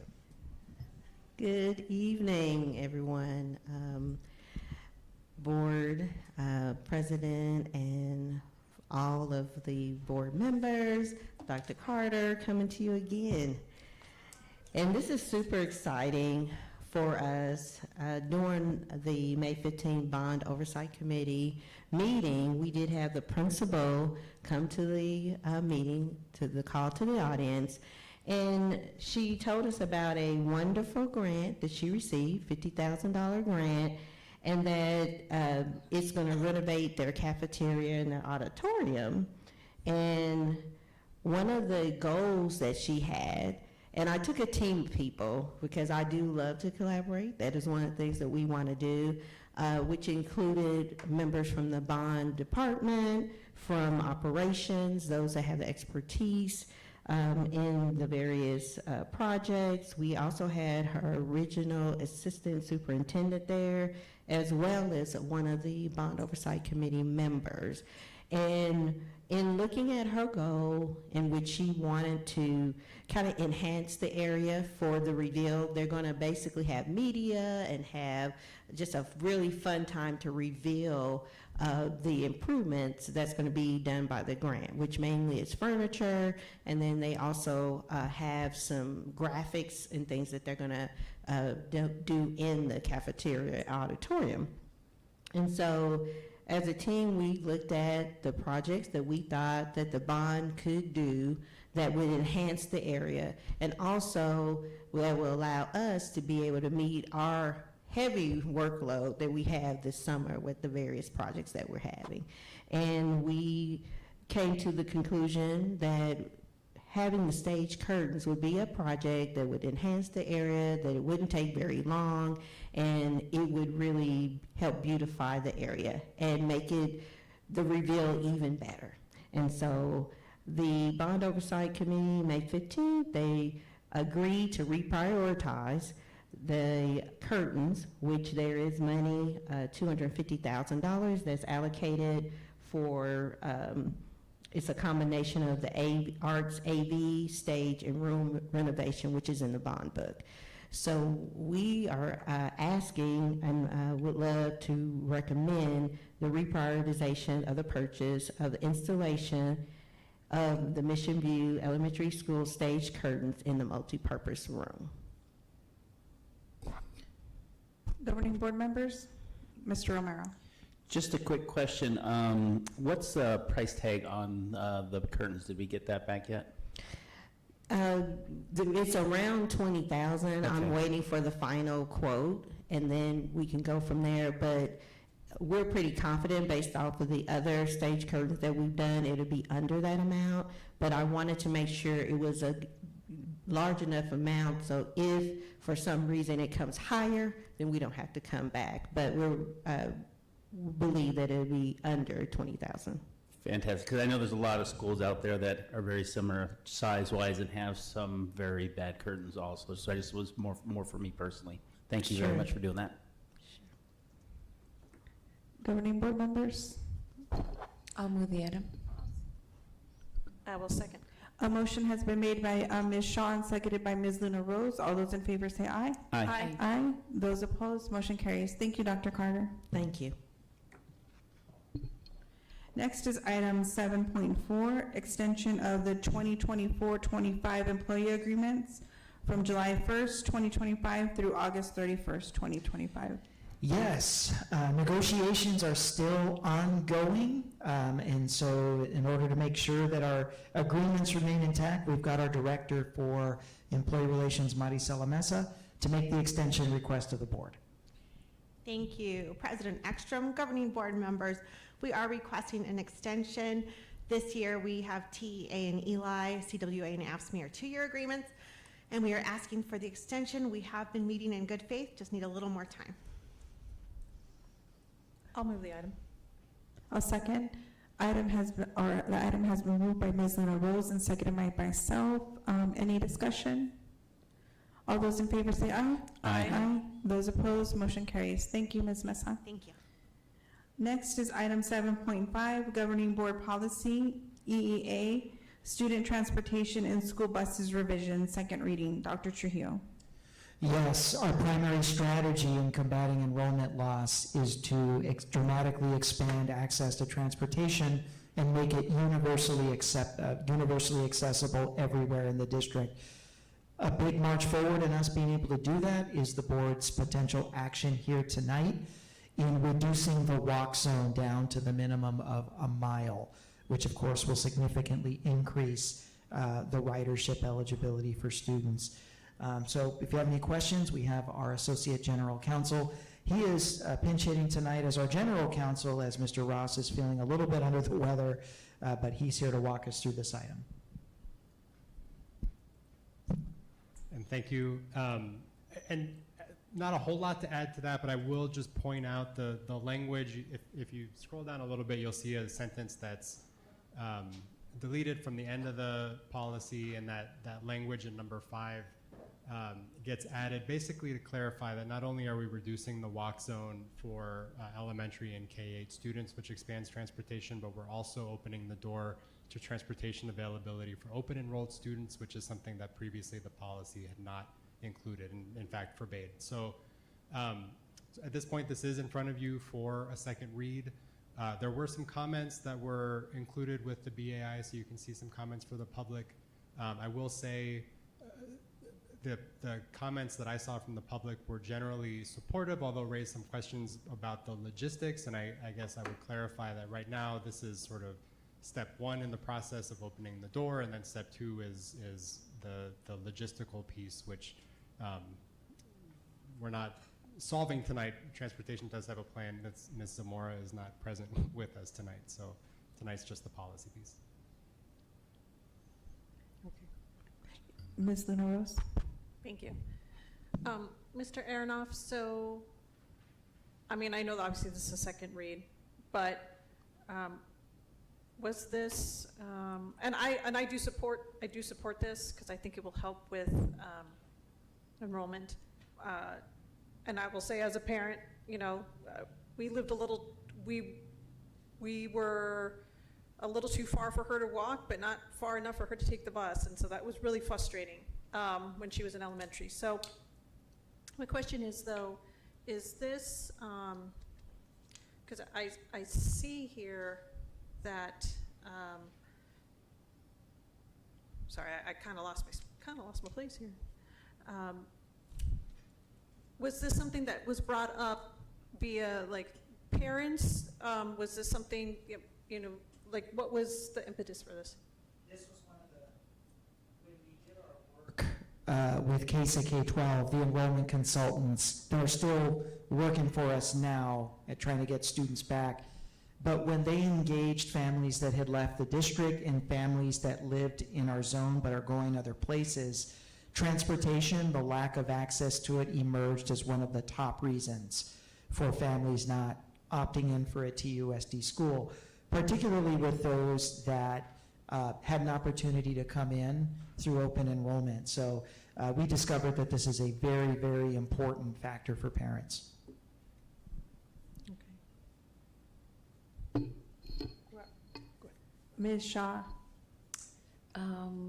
Is there a distinction between the distance for all students? Like, you know, I think high school students could walk further than, say, an elementary student. Some of the comments that I'm reading relate to this question of mine, and I still think that we should reduce the, I guess, the distance to 1 mile, you say? That's right. Okay. That's correct for kindergarten, or excuse me, not for kindergarten, for elementary and K-8 schools. And then you can see the different, like the middle school students, the walk zone is 2.5, high school students is 2.5. Okay, yeah, because 1 mile for, I mean, it's hard to gauge because K-8, like a middle school students, maybe like a mile might not be too much, but for someone who needs to take the bus and they're in, you know, first grade, a mile is a significant distance, and even for any elementary school age child. So, you know, I took the bus throughout my K-12 experience, and my bus stop was definitely not a mile. It was probably a quarter of a mile. And so, do we have capacity to reduce this distance? And even for our high school students,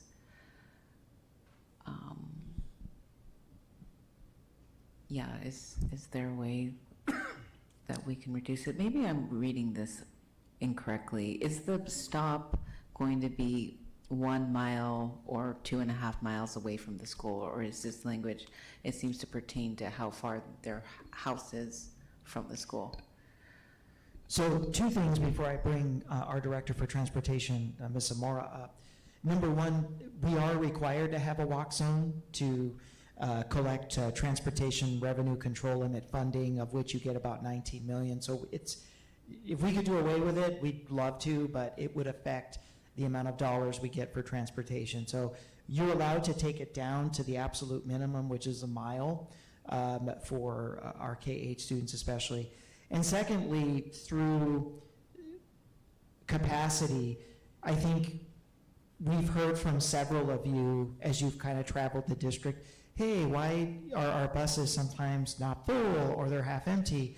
Your eyes weren't deceiving you, okay? So there was a pretty significant drop-off between the number of families that signed up for transportation at the beginning of the school year and actually ended up riding, to the extent that we have significant driver capacity to pick up a lot more kids, which is why we want to do attack open enrollment and make us more attractive to bring families in from outside the district and to serve the families that are coming to our schools now that previously weren't eligible for transportation. So in terms of explaining, points 1, 2, 3, 4, I'm going to bring Director Martha Zamora up. The key thing to understand is under the new vision of transportation, where Martha's going to be coming in July to kind of talk about what it means, even if you live 2.5 miles away from your school and you're a high school student, there's still going to be transportation accessible to you. It just may not be a route across the street from your house.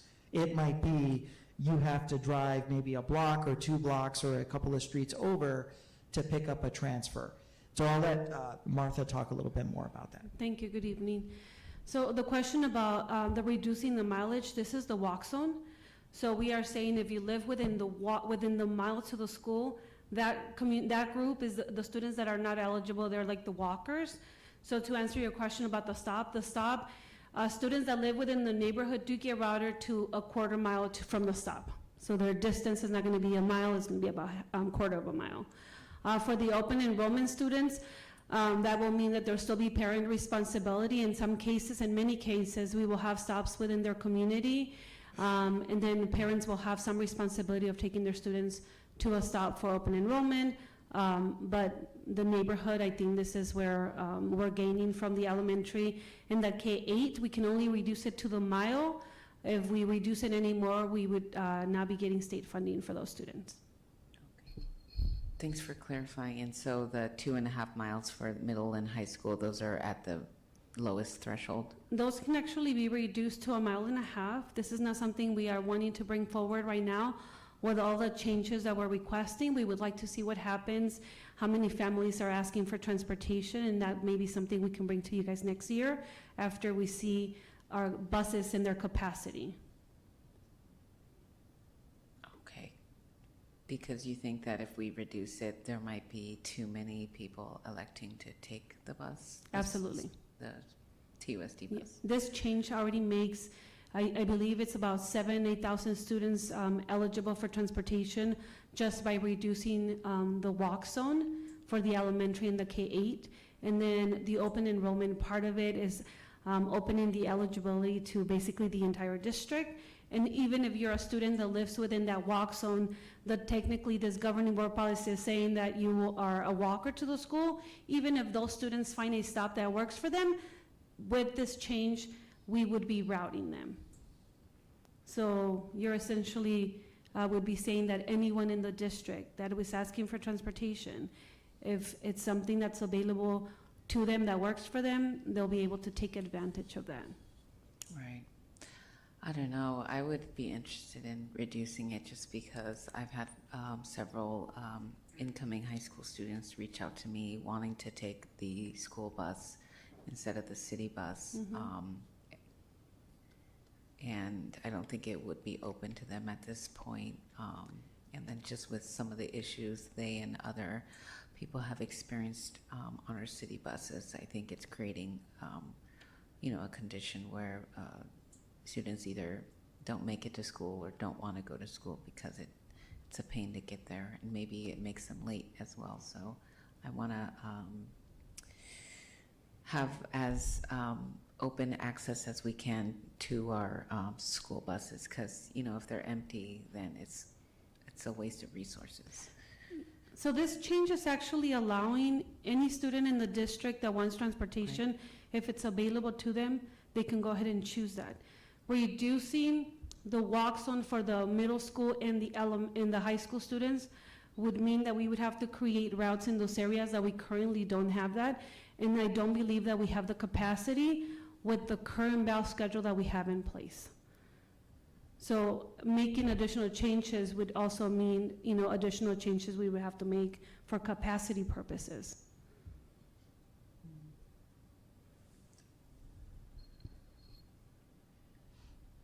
Mr. Romero, Dr. Trujillo.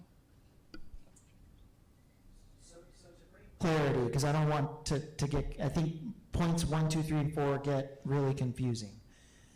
So if you live, as it stands right now, if you don't do anything in the walk zone, let's say that you live 2 miles and you're a middle school student, you can find a stop in your immediate area. It's just you're going to have to get to it, and that will get you where you need to go. That's the change, okay?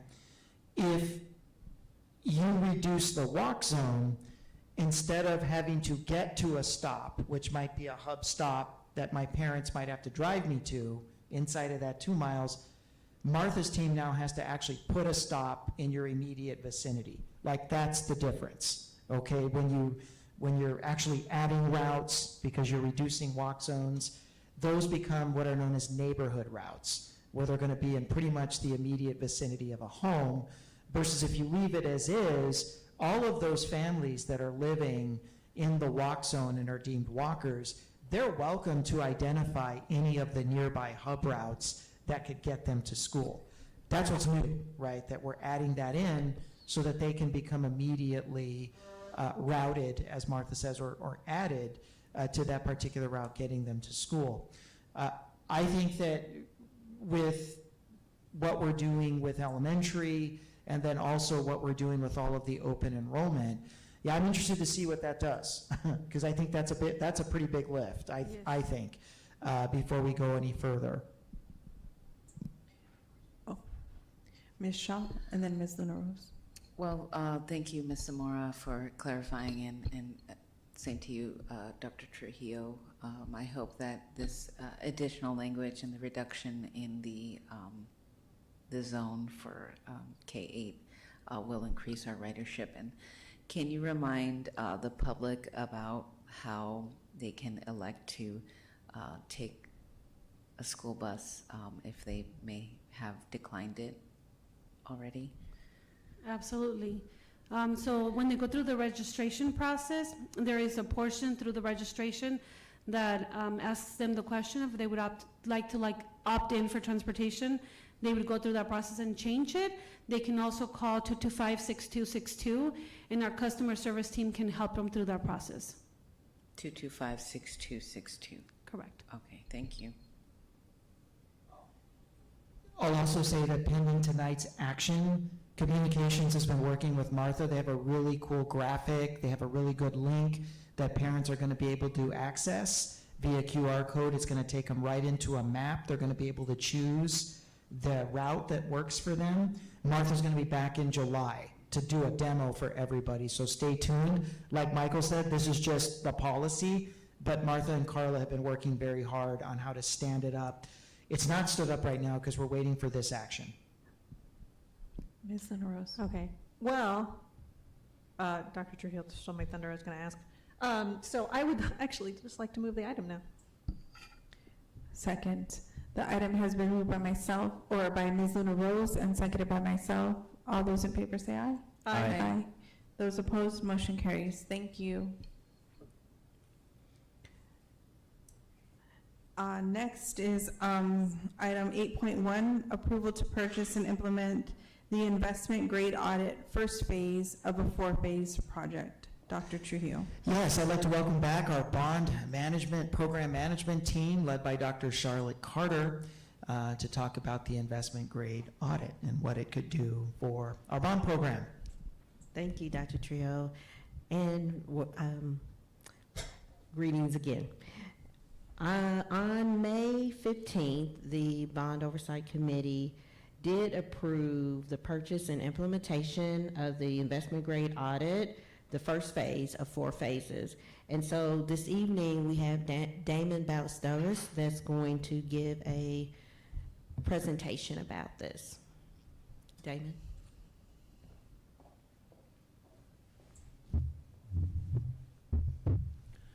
Good evening, Governing Board, Dr. Trio, Council Aronoff. Appreciate the opportunity to present to you tonight. Proposal for the investment grade audit, shared vision for a more sustainable district and energy efficient district throughout. As we begin, I wanted to provide a brief agenda with the baseline of the discussion this evening.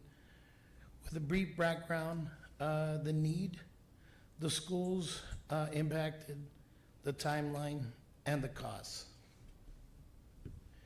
So brief background, we wanted to provide this investment grade audit to deliver facility improvement measures and energy conservation measures that are going to include energy and water savings opportunities for the district to assure that our bond dollars are well spent and in the most productive ways.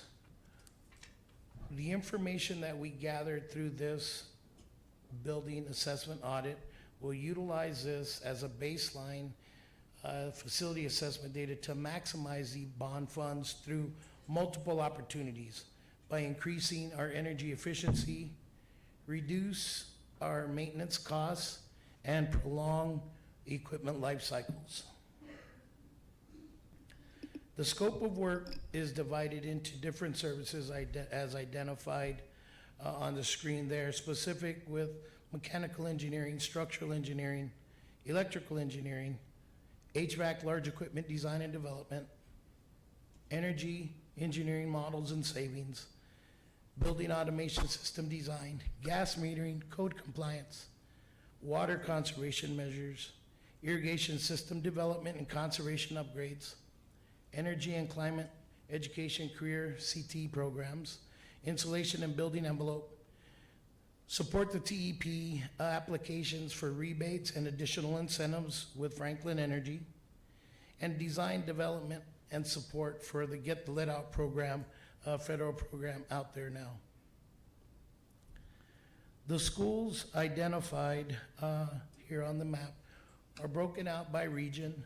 We identified schools in each region that would provide an immediate savings where we can implement these programs in partnership with the bond, make the investment grades audit with the building improvements and the program with the bond to see these savings really in real time. The sites identified are in Silver Bell, it's Banks Elementary, Choya High School, Monzo Elementary and Robbins. At Santa Cruz District, it's Davis Elementary, C.E. Rose, Tucson High, and Drachman. Rio Chico, we have Cavett Elementary, Lineweaver, StarTap, Wright Elementary. Arcadia District is Ellis Vale, Booth Fickett, Roberts Naylor, Sewell Elementary. And finally, in the Pantano District, we have Dietz K8, Dunham, Sabino, and Sechrist. The estimated cost for the IJ is approximately $225,000. This $225,000 does include a contingency of 12.5%, which is approximately $25,000. In addition, this is not a bond-funded expenditure. The selected vendor that we've partnered with is Veritech Solutions. Veritech has a big foot in the Tucson district, successful history in designing cost savings, building environments, and they're local. Very experienced and a strong focus in operations, sustainability projects with water conservation, energy conservation, HVAC equipment and controls retrofits, and indoor air quality. Specific agencies that they've worked with recent are Pima Community College and the University of Arizona. They are awarded vendor through R1 GPA cooperative contract that is currently expires August 22nd of 2029. Our goal with the investment grade audit, if approved, we'd like to really move immediately. The goal and the opportunity that we have with this investment grade audit is vast. In order for us to properly and strategically plan these bond projects in the future, what this information will allow us to do is really set that roadmap so that we can lay out the projects in the future so that one, we're proactive instead of reactive, and two, we're able to strategically plan these improvements to maximize the sustainability and energy conservation that we can at each of these sites. The goal would be to really, if approved, start immediately this summer in the investment grade audit and the building assessment. Really, it's the entire building, mechanical, electrical, and plumbing, irrigation, and all those items that were identified on the previous slide. We would come back with a construction agreement of the projects that were identified in those, at those sites.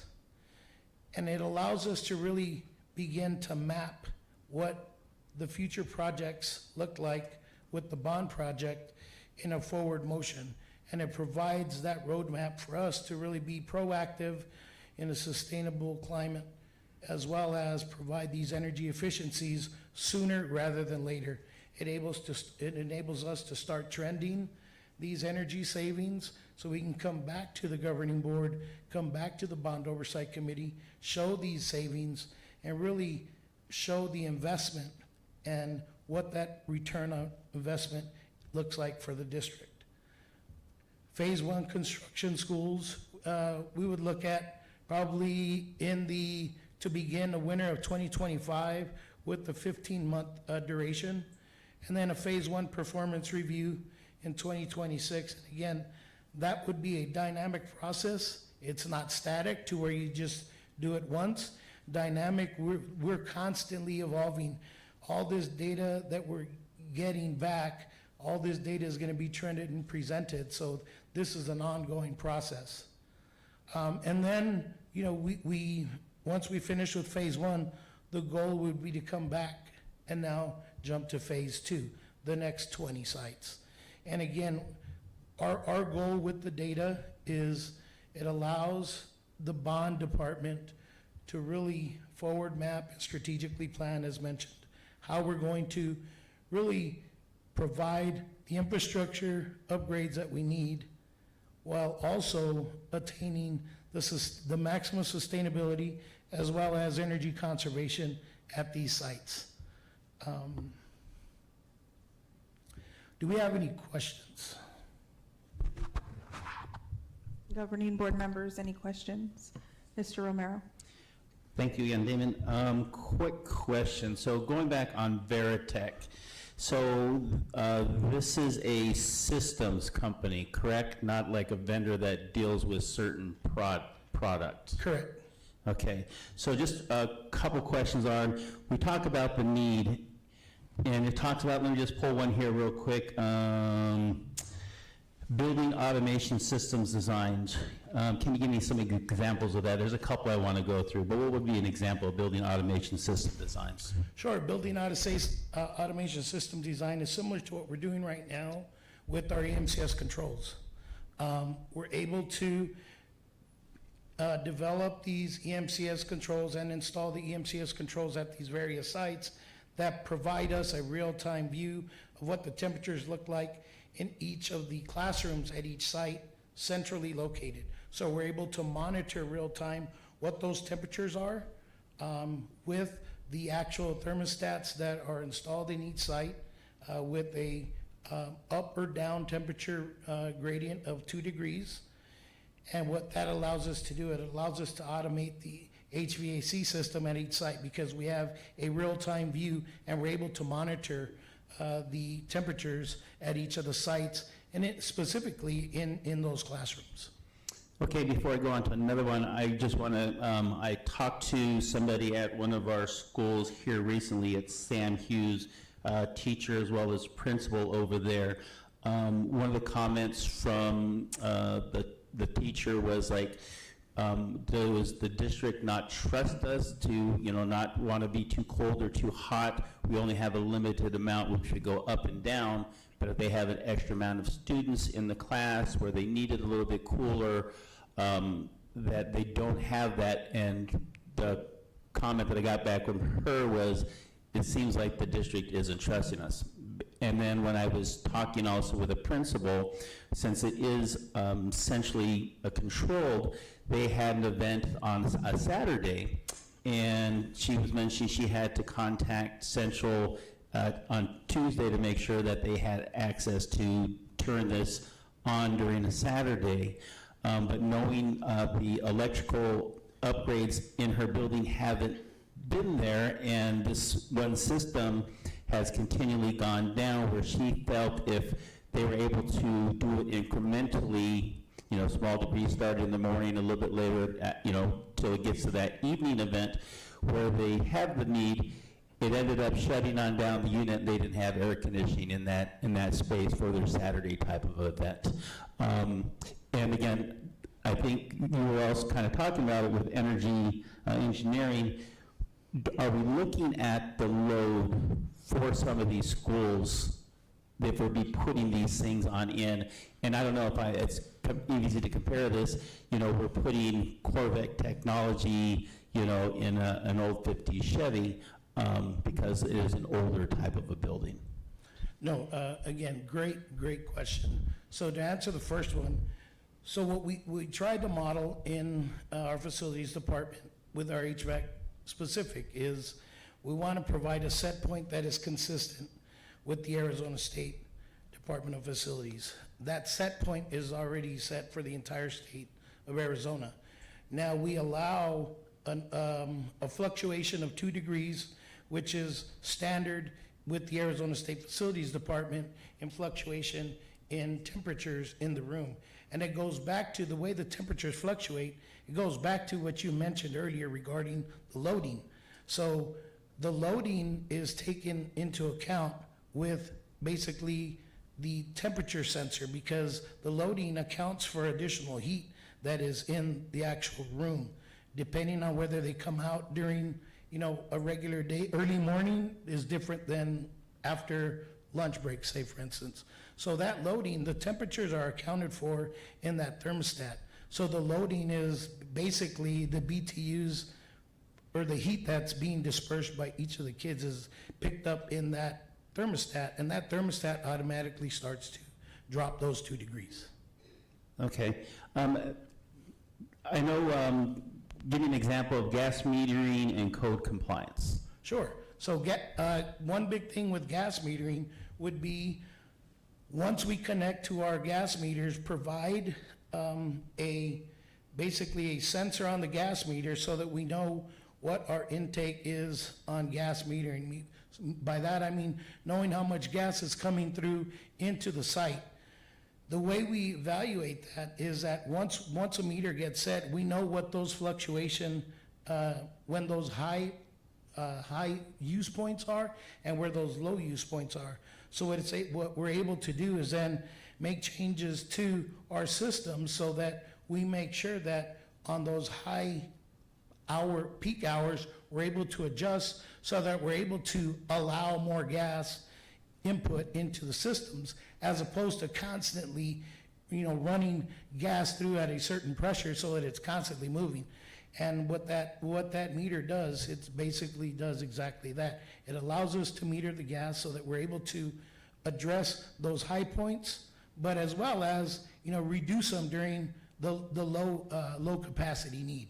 And that is a huge savings on that end. So it regulates it because based on the need. Exactly. Okay, and I'm just going to ask 2 more examples. Irrigation systems development and conservation upgrades. Yes, so irrigation is another huge component, and it's very similar to our issue with the gas metering. On our side of the valve of the water meter and the irrigation side, there's a sensor placed. Whenever we have issues on our sites, 9 times out of 10, we don't realize it until there's a flood on a school campus, on your playground.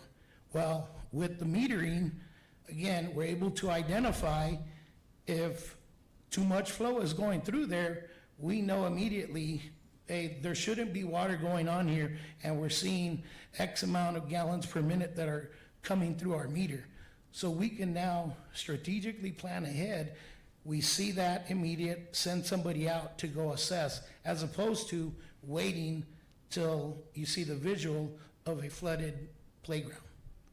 Okay, and then on that, that's not looking to be central controlled, that's more for facilities to understand that if we do have an issue that we need to get someone out there That is to correct. immediately address it. That's correct. All right, and then just one more example, insulation and building envelope. From what my understanding is, how do we insulate our buildings a little bit more, but with as old as a lot of our buildings are, can we accomplish that, if I'm understanding that correctly?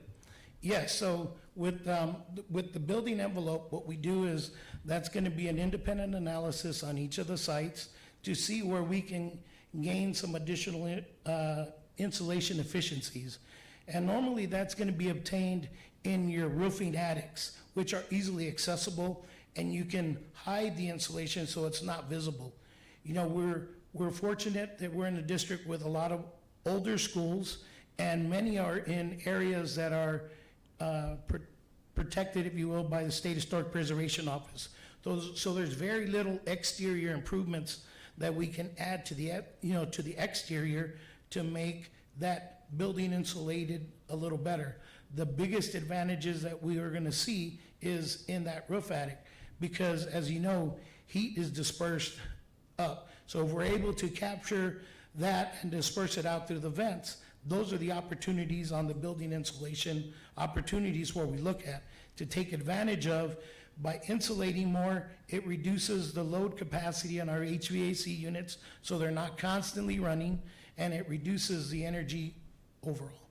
And is it something like a blown-in insulation that we're thinking about doing, or a panel insulation? So those are going to be evaluated site by site, depending on access. So whether it's blown in or bat or rolled, those are going to be evaluated in the process as we go through and looking at these sites independently. Because some sites it might be too difficult to get into those attic spaces. Other sites, we may be able to get in there and provide that additional insulation. And then also kind of going into that, you know, like say, looking at these types of things and then finding issues that we might come across when we get to it, like, and I've seen many of the panels at a lot of the schools with water damage, and if we were just to kind of put an insulation over there and we don't take care of that leak, then we have moisture, possibly mold and things like that that are happening.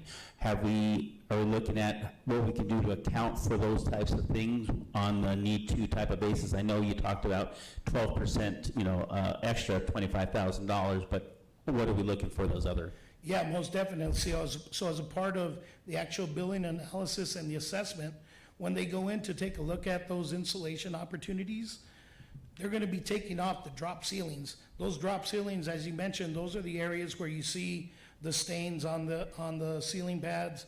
From 9 times out of 10, they're condensation leaks, where you have the connection from the HVAC unit that's dispersing the condensation to the outside. So now it's going to become visible, so they're going to be able to target that and say, in their report to us, as part of our insulation, we saw condensation leaks in room here, room 2, 3, 4, and 5. You know, so that's now an opportunity for our facilities department, which doesn't have that capability or resource, to say, let's go fix it. And the fix is a lot simpler when you know what the problem is. Right, and that's kind of, I think, one of the things I was wanting to make sure we're getting at, and one of the things you mentioned at the end of the presentation was return on investment. And it looks like going this route, we're outsourcing things to get a handle on some of the issues that, as a district, we don't have the qualified people to handle these things as complex. as these issues are. And I know we have a price tag on that that's not coming from the bond. And I don't know if Ricky's close by, but I know it looks like it's coming from M&O. Is there a certain particular place where this is going to be coming from? Because it sounds like we're doing this upfront to offset costs, so we don't spend good money at bad projects by having to go back a second time and going, oops, we didn't look at that because we didn't bring in experts. Yeah, and it goes back to what I mentioned earlier. What it provides us is with the very valuable building infrastructure data in order for us to make better decisions on sustainability and energy throughout the district, and really strategically plan and map the bond program and how we can partner to really expand those bond dollars so that we can do more work with the bond. Okay, well, I know just one thing. I know for me, I'm not a big fan of centralization, but I have to admit that the bulk of what you guys are looking to do in here is very well thought out. I want to thank the bond committee and facilities for looking at these things. I appreciate taking the time to answer my questions. I could ask for examples on all of them, but you've given me a great direction. So Damon and Dr. Carter, thank you. Thank you. Ms. Luna Rose. Thank you. And I just had a quick question. Do you know how much we spent on utilities this past year? That's 6.7 million. I know that number well. Okay, so would this help save Tremendously. It's it is a balance. Like I was listening to Governing Board Member Romero, and I hear that also from when I visit schools. I hear from our employees, hey, Dr. Gio, why can't I just turn the AC down? I have my own body temperature. And again, it's a balance between making sure that our employees are comfortable and also making sure that we're not being wasteful, and that we're not being wasteful from a sustainability perspective and then also from a financial perspective. You know, you can't have almost 8,000 employees running the AC at 55, 60, or leaving all kinds of lights on, or leaving microwaves plugged in. So there has to be a measure of sort of central automated control where we can safeguard from a sustainability perspective. But then also make sure, like Damon talked about, that we're setting temperatures that are comfortable for our employees, and we're checking in and we're giving them a little bit of bandwidth. I think we heard they get a couple of degrees that they can move the HVAC up and down.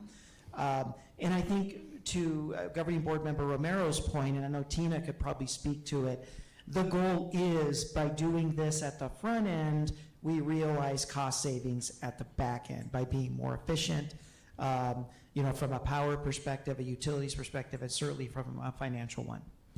Correct. Just to give you a brief example, we're right now finalizing with phase one bond projects, the HVAC projects that were completed, where we did 14 schools last summer.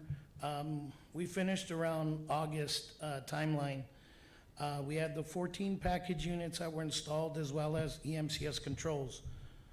Part of that process was really an evolution of this, because what we did was we brought not only Veritech, but we brought all the vendors in, and we all sat down with our facilities department and identified really what was the maximum amount of SEER rating that we can put in to each of these sites, and really what, from a subject matter expert, what additional investments can we do so that we can get money back?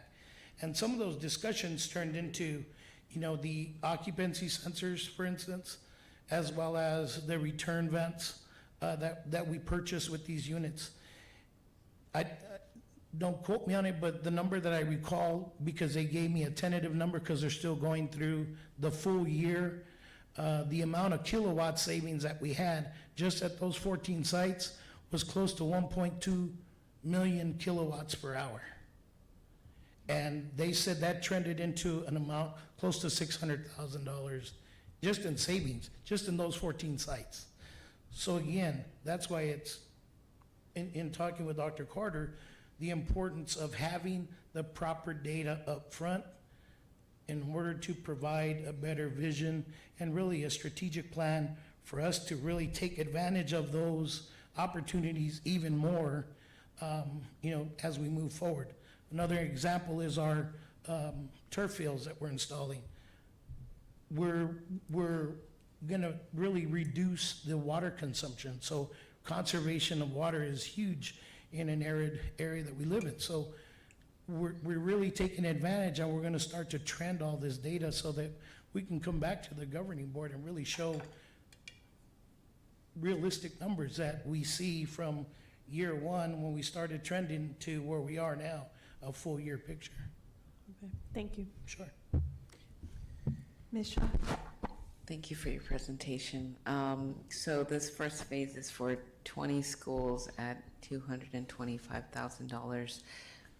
Knowing that we have, many more schools to go, is there a way that we can do some sort of cost savings due to the fact that some of our schools have like a similar, architectural footprint?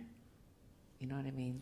Yeah, so what this first phase is gonna allow us to do is, as they go in to start analyzing the actual building, it's gonna give them, as you mentioned, many of our sites have the same footprint. So it's gonna give us really a lead up in the next phase, because they're gonna be familiar with the footprint. Am I able to, say for instance, go back to Mr. Romero's question, am I able to put in insulation in the attic? Well, this footprint meets the one that we just did. So we know we're not gonna have to spend the time to do that. We're gonna have that information up front. So it's really being proactive as part of the process so that we're not constantly being reactive on the back end. Okay, so in future phases, the dollar amount may be smaller than what we're seeing today? Yeah, as we go through it, again, we're gonna evaluate it and then come back at each phase. Okay, thank you. Sure. Mr. Romero? So a couple things on like portables, because they allow those to have individual controls on there. So on the schools that we have those aren't going to have any type of controls, or are they able to get controls on those also? Yeah, we're able to put controls on the BARD units. Okay, because I know there's a couple schools that I visit with vacant portables, and I asked just to kind of look to see what was going on inside, and there's AC going on in those vacant portables. I don't know how long and things of that nature. So I know there is. I'm not saying this is the example of two situations, but I'm sure it's not the common thing that's happening. But with this system, we would find those things out immediately and stop this wasteful spending. Exactly. It provides us that opportunity to see what's being used, what's not, the units that are on, are they being utilized, really provides that picture for us in real time to make those decisions. And then I think going back to Ms. Shaw's, so this is, for the first phase, $225,000. When we come to the second phase, we'll have a price analysis based on that. That is correct. And all things considered, hope it comes in less. Yes, that's the goal. Ms. Shaw? Are we not doing an audit on some of our administrative buildings and like the facilities building and all of the other like non-school related buildings we have? Yeah, it's a great question. So those are gonna be done probably in phase 3 or 4. Our goal was to really take a look at the sites where we can maximize those savings sooner rather than later. We know that those sites really are occupied during a set time frame, so we're able to provide an analysis during that time frame to start trending the data. So those facilities will be added later on. Our goal was to really take a look at school sites, most important, because we know there's a time frame for that heavy usage, and we can evaluate and trend that data a lot quicker to bring back data to the board. Okay, thank you. Sure. I just want to make a comment. Ms. Rose? So I just saw it come through that Tucson Electric Power is asking for a 14% increase this next coming year. That's huge, which will affect all of us. So I'm support this tonight because I think in the coming months we're really going to need this type of program to help us along. And on that vein, I want to kind of correct the stat I went out that I communicated earlier. The 6.7 million, that's just the amount of increase that we saw year over year with utilities. We actually spend over 18 million. So the 6.7 that I saw in our budget worksheet, all that is just the increase from 1 year. And now you add on to that, Board Member Luna Rose, 14% on top of that. So yeah, I think this is very, very timely and important. I'd like to move the item. Just one more question real quick. Ricky, can you answer a quick question for us? I just want to know from our M&O budget where we're looking at getting this from. So we're gonna have to allocate this out of probably a contingency line to the project management department. This was an unbudgeted expense, so we didn't allocate for this in the proposed budget that we presented to you last week, which is why it says unbudgeted or budgeted no. So we will have to find the dollars within M&O. This is not a bond or capital eligible expense. Okay. Okay. All right, I guess you got to work your magic. I'll do my best. Thank you, Damon. I heard this presentation at the Bond Oversight Committee, and all of the members there were very enthusiastic about supporting this. So Ms. Luna Rose moved the item. I'll second. All those in favor say aye. Aye. Aye. Those opposed, motion carries. Thank you. Item 9.1 is 2024-25 Curriculum and Instruction Annual Update. Dr. Trujillo? Yes, I'd like to welcome Dr. Flory Hewitt. She's our Assistant Superintendent for Curriculum Instruction. I think a lot of people don't know that we actually are supposed to do, and we do every year, we do a sort of annual State of the State on curriculum and instruction. We have board policy on that. We try to always do it in the summer, and we've had some really, really exciting accomplishments throughout curriculum and instruction.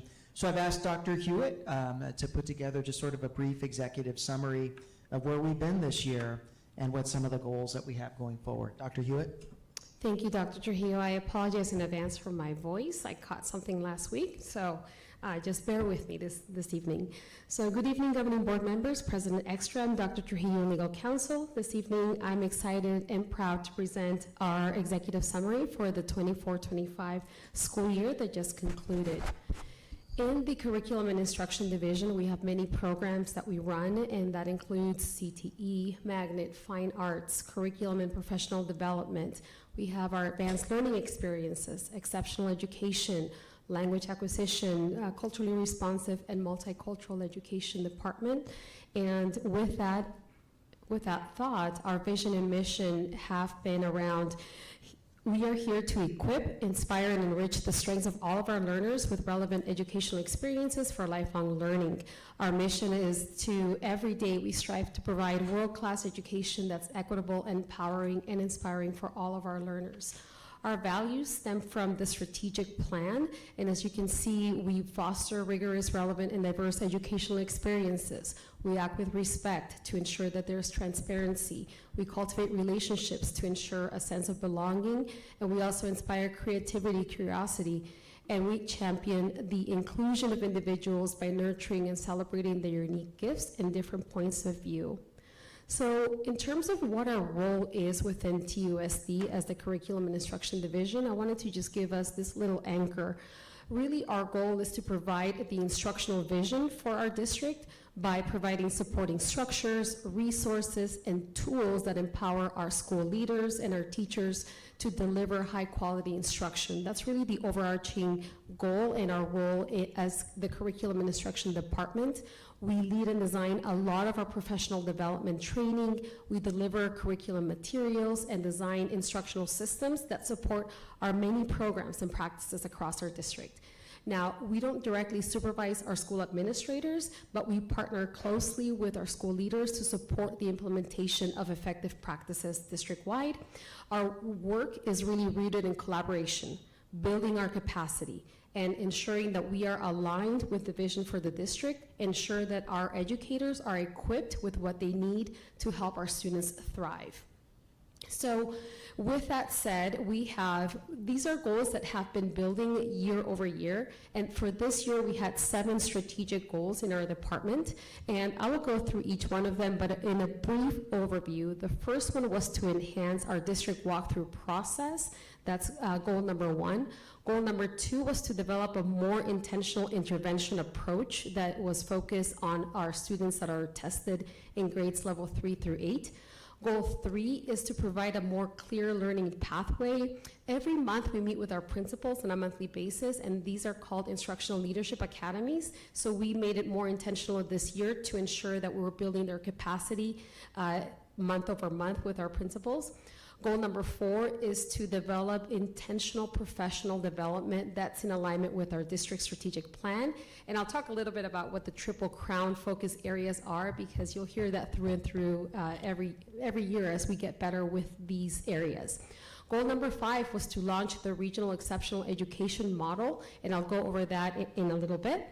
Goal 6 was to increase the number of schools that meet their 10 English learner points based on the state assessment for our schools. And lastly, goal number 7 is to develop a district-wide literacy framework to improve our literacy instruction across our schools. So we had quite a bit of goals this year, and I'll go through some of these just briefly so you get an idea of what we did. So in our district, we do have a walkthrough protocol process already. So our goal was to be a little more comprehensive with that walkthrough. What that means is a team of district leaders go through each school and we visit them to ensure that, number 1, there's high quality instruction, number 2, that there's compliance to title and grant departments. But what we wanted to do is make it more comprehensive.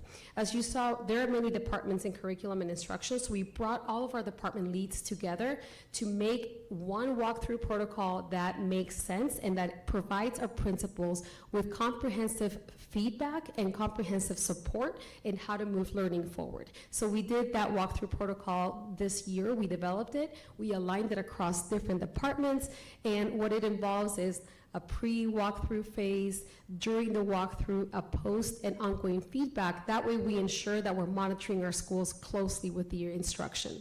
The expected outcome of this walkthrough protocol is to provide schools with clear feedback, but also clear supports in how we provide the resources, training that's needed at our schools. In terms of goal number 2, this was our intervention initiative cohort, and I will be honest that it was very bumpy at the beginning when we started this initiative, because we had to give the information to our principals at the beginning of the school year. And what we did is we targeted our students from 3rd through 8th grade, and we provided very specific data as well as practices for this intervention cohort. This was to be delivered by our interventionists, and we gave them clear schedules as well as data, and we monitored them closely. Our focus was to see ELA and math gains with this intervention initiative cohort. As we have lessons learned from this cohort this year, we plan to continue this initiative, and it's going to be called Level Up, because our schools, as savvy as they are, they began calling it IC. So we wanted to make sure we changed the name to Level Up moving forward with this initiative. Goal number 3, this goes back to our Instructional Leadership Academy. We are fortunate that in our district, we have a structure to meet with our principals on a monthly basis. And these are called our Instructional Leadership Academies. This year, we refocused the goals for this academy essentially to build our district's leaders, our schools' leaders' capacity. Usually in the past, historically, it's been very operationally focused. So we wanted to make sure that we centered specifically on what is it that we want to see as a district in terms of high effective Tier 1 instruction, highly effective PLCs, and that's when our teachers get together on a regular basis to ensure that they're talking about students, that they're designing lessons. So we want to improve those practices, as well as making sure that our curriculum is accessible to our students at their grade level. So we made sure that our ILAs were more focused on building our leaders' capacity. the great thing about this year was that we actually took from experts in our field, principals, teaching principals. There are principals that are very good at what they do, and they came and showcased what practices they implemented at their site. The feedback from our principals based on the ILA that we had this year was very positive, so they appreciated the peer-to-peer learning, the collaboration, and learning from experts already in our school sites. Our goal number 4 was around professional development, and this was a very lofty goal because we moved from having a lot of online training to now moving half of our PDs in person. So we had to collaborate, negotiate with several school sites to make sure that our teachers receive that in-person training, which is much more effective. So our trainings were aligned and focused on our instructional framework, also with our Triple Crown, which goes back to those 3 things: highly effective instruction, highly effective professional learning communities, and curricular fidelity. So all of our training was focused on that. We also, you may have seen in some of your classroom visits, this teacher clarity. So for example, in a lot of our classrooms, you're gonna see learning targets posted. You're gonna see success criteria posted. And that's because that is the focus in terms of improving our instructional quality. So we're training our teachers, training our leaders to ensure that that quality is there. And again, teachers received consistent and actionable support with our department. For goal number 5, this was our regional exceptional education model. So we made sure to organize our exceptional education regional model to be more accessible and placed across our regions. What this means is that we created teams of experts that are located across our districts, and they have specific team members that are located at hubs throughout the district. So for example, in Region 1, we have a team of exceptional education experts that are in Maldonado. They're easily accessible to all of the Region 1 schools. They're at Maldonado. Region 2, we have a team of experts at Van Buskirk. Same in Region 3, we have them at Cragen, Region 4 at Vail, and Region 5 at Ford. So what this means is we just reorganized our team to be more accessible and placed across regions. And that way, it gave them a better pulse of what's happening at the school sites, and this improved more of the individualized services that we provide to our schools. This is only on its first year. We hope to continue to improve this practice next year and continue to be more accessible to deliver excellent service with our exceptional education model.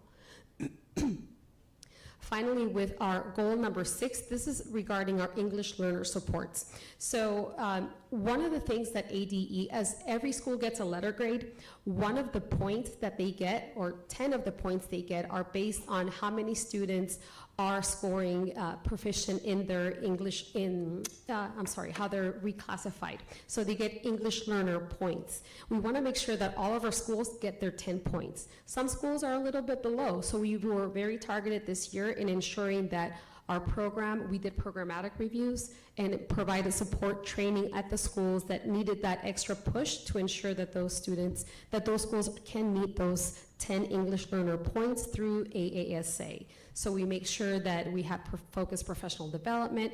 We use a lot of our data to guide our resources and coaching. And what was powerful here is the site program reviews, because we're there, we're at the school site, we're visiting classrooms and providing feedback. So that was really good with our English learner support program. Finally, for goal number 7, this is one of the exciting ones that we did this year. We know that we need to improve our literacy. And what's coming out of the research is that there is the science of reading that really helps guide districts in how to provide literacy instruction in our school sites. So we developed a literacy framework. I convened a group of teachers, coaches, site leaders to develop a TUSD literacy framework. It's built on the science of reading and state standards. What I love about this is that it's stakeholder driven, it's equity focused, and we are launching a campaign called Unleashing Literacy in TUSD for the upcoming school year. Right now, this framework is being reviewed by the Arizona Department of Education, so we know it's well vetted, and we know that it's gonna be good practices. What this does, it provides guidance to our schools on what's expected during the literacy framework, during the literacy block. So when we're teaching reading, what are those skills that we really want to see in action? So this is exciting work that we're going to move forward the next academic year.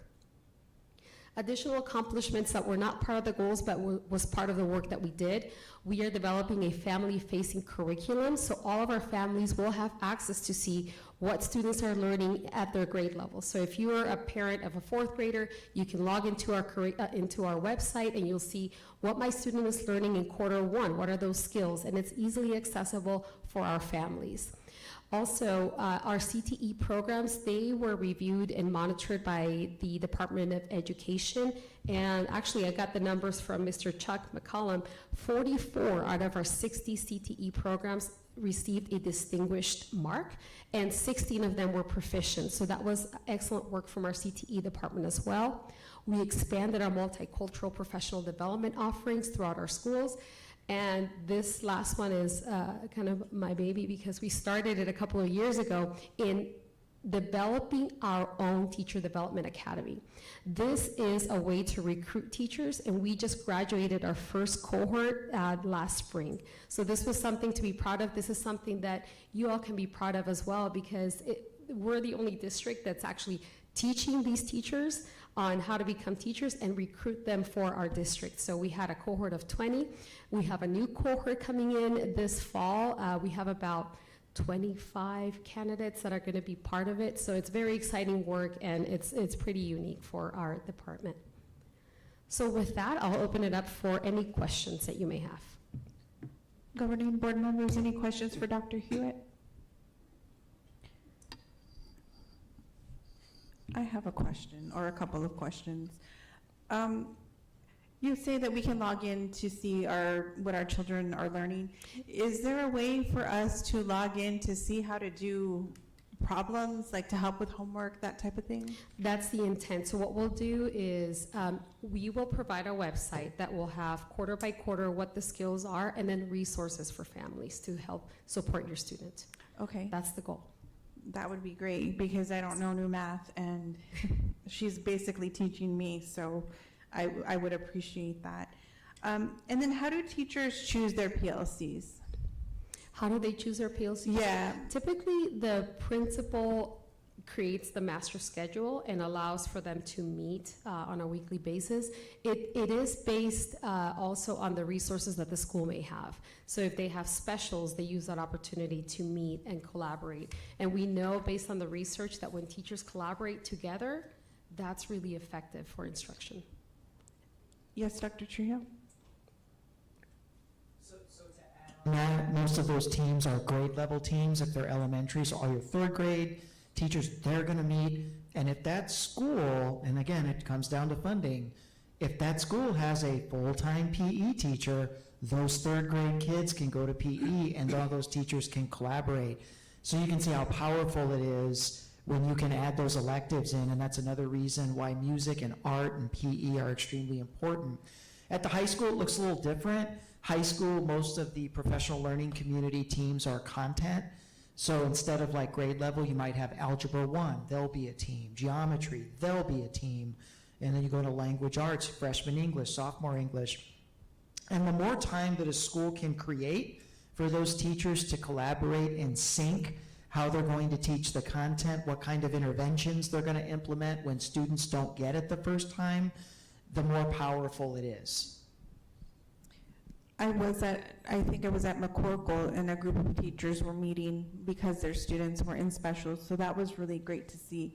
And then I was at another school where they didn't have the opportunity to have that, but then we brought in, you know, a chance for them to have OMA and recorders, so then that just changed the whole atmosphere of teaching and how these teachers are able to get together at certain points throughout the day. So that is really a good way to, you know, bring teachers into the district, because we do allow to have that extra time to plan. And then the multicultural aspect, you have professional development offerings. Is there a way to expand that to where it's something that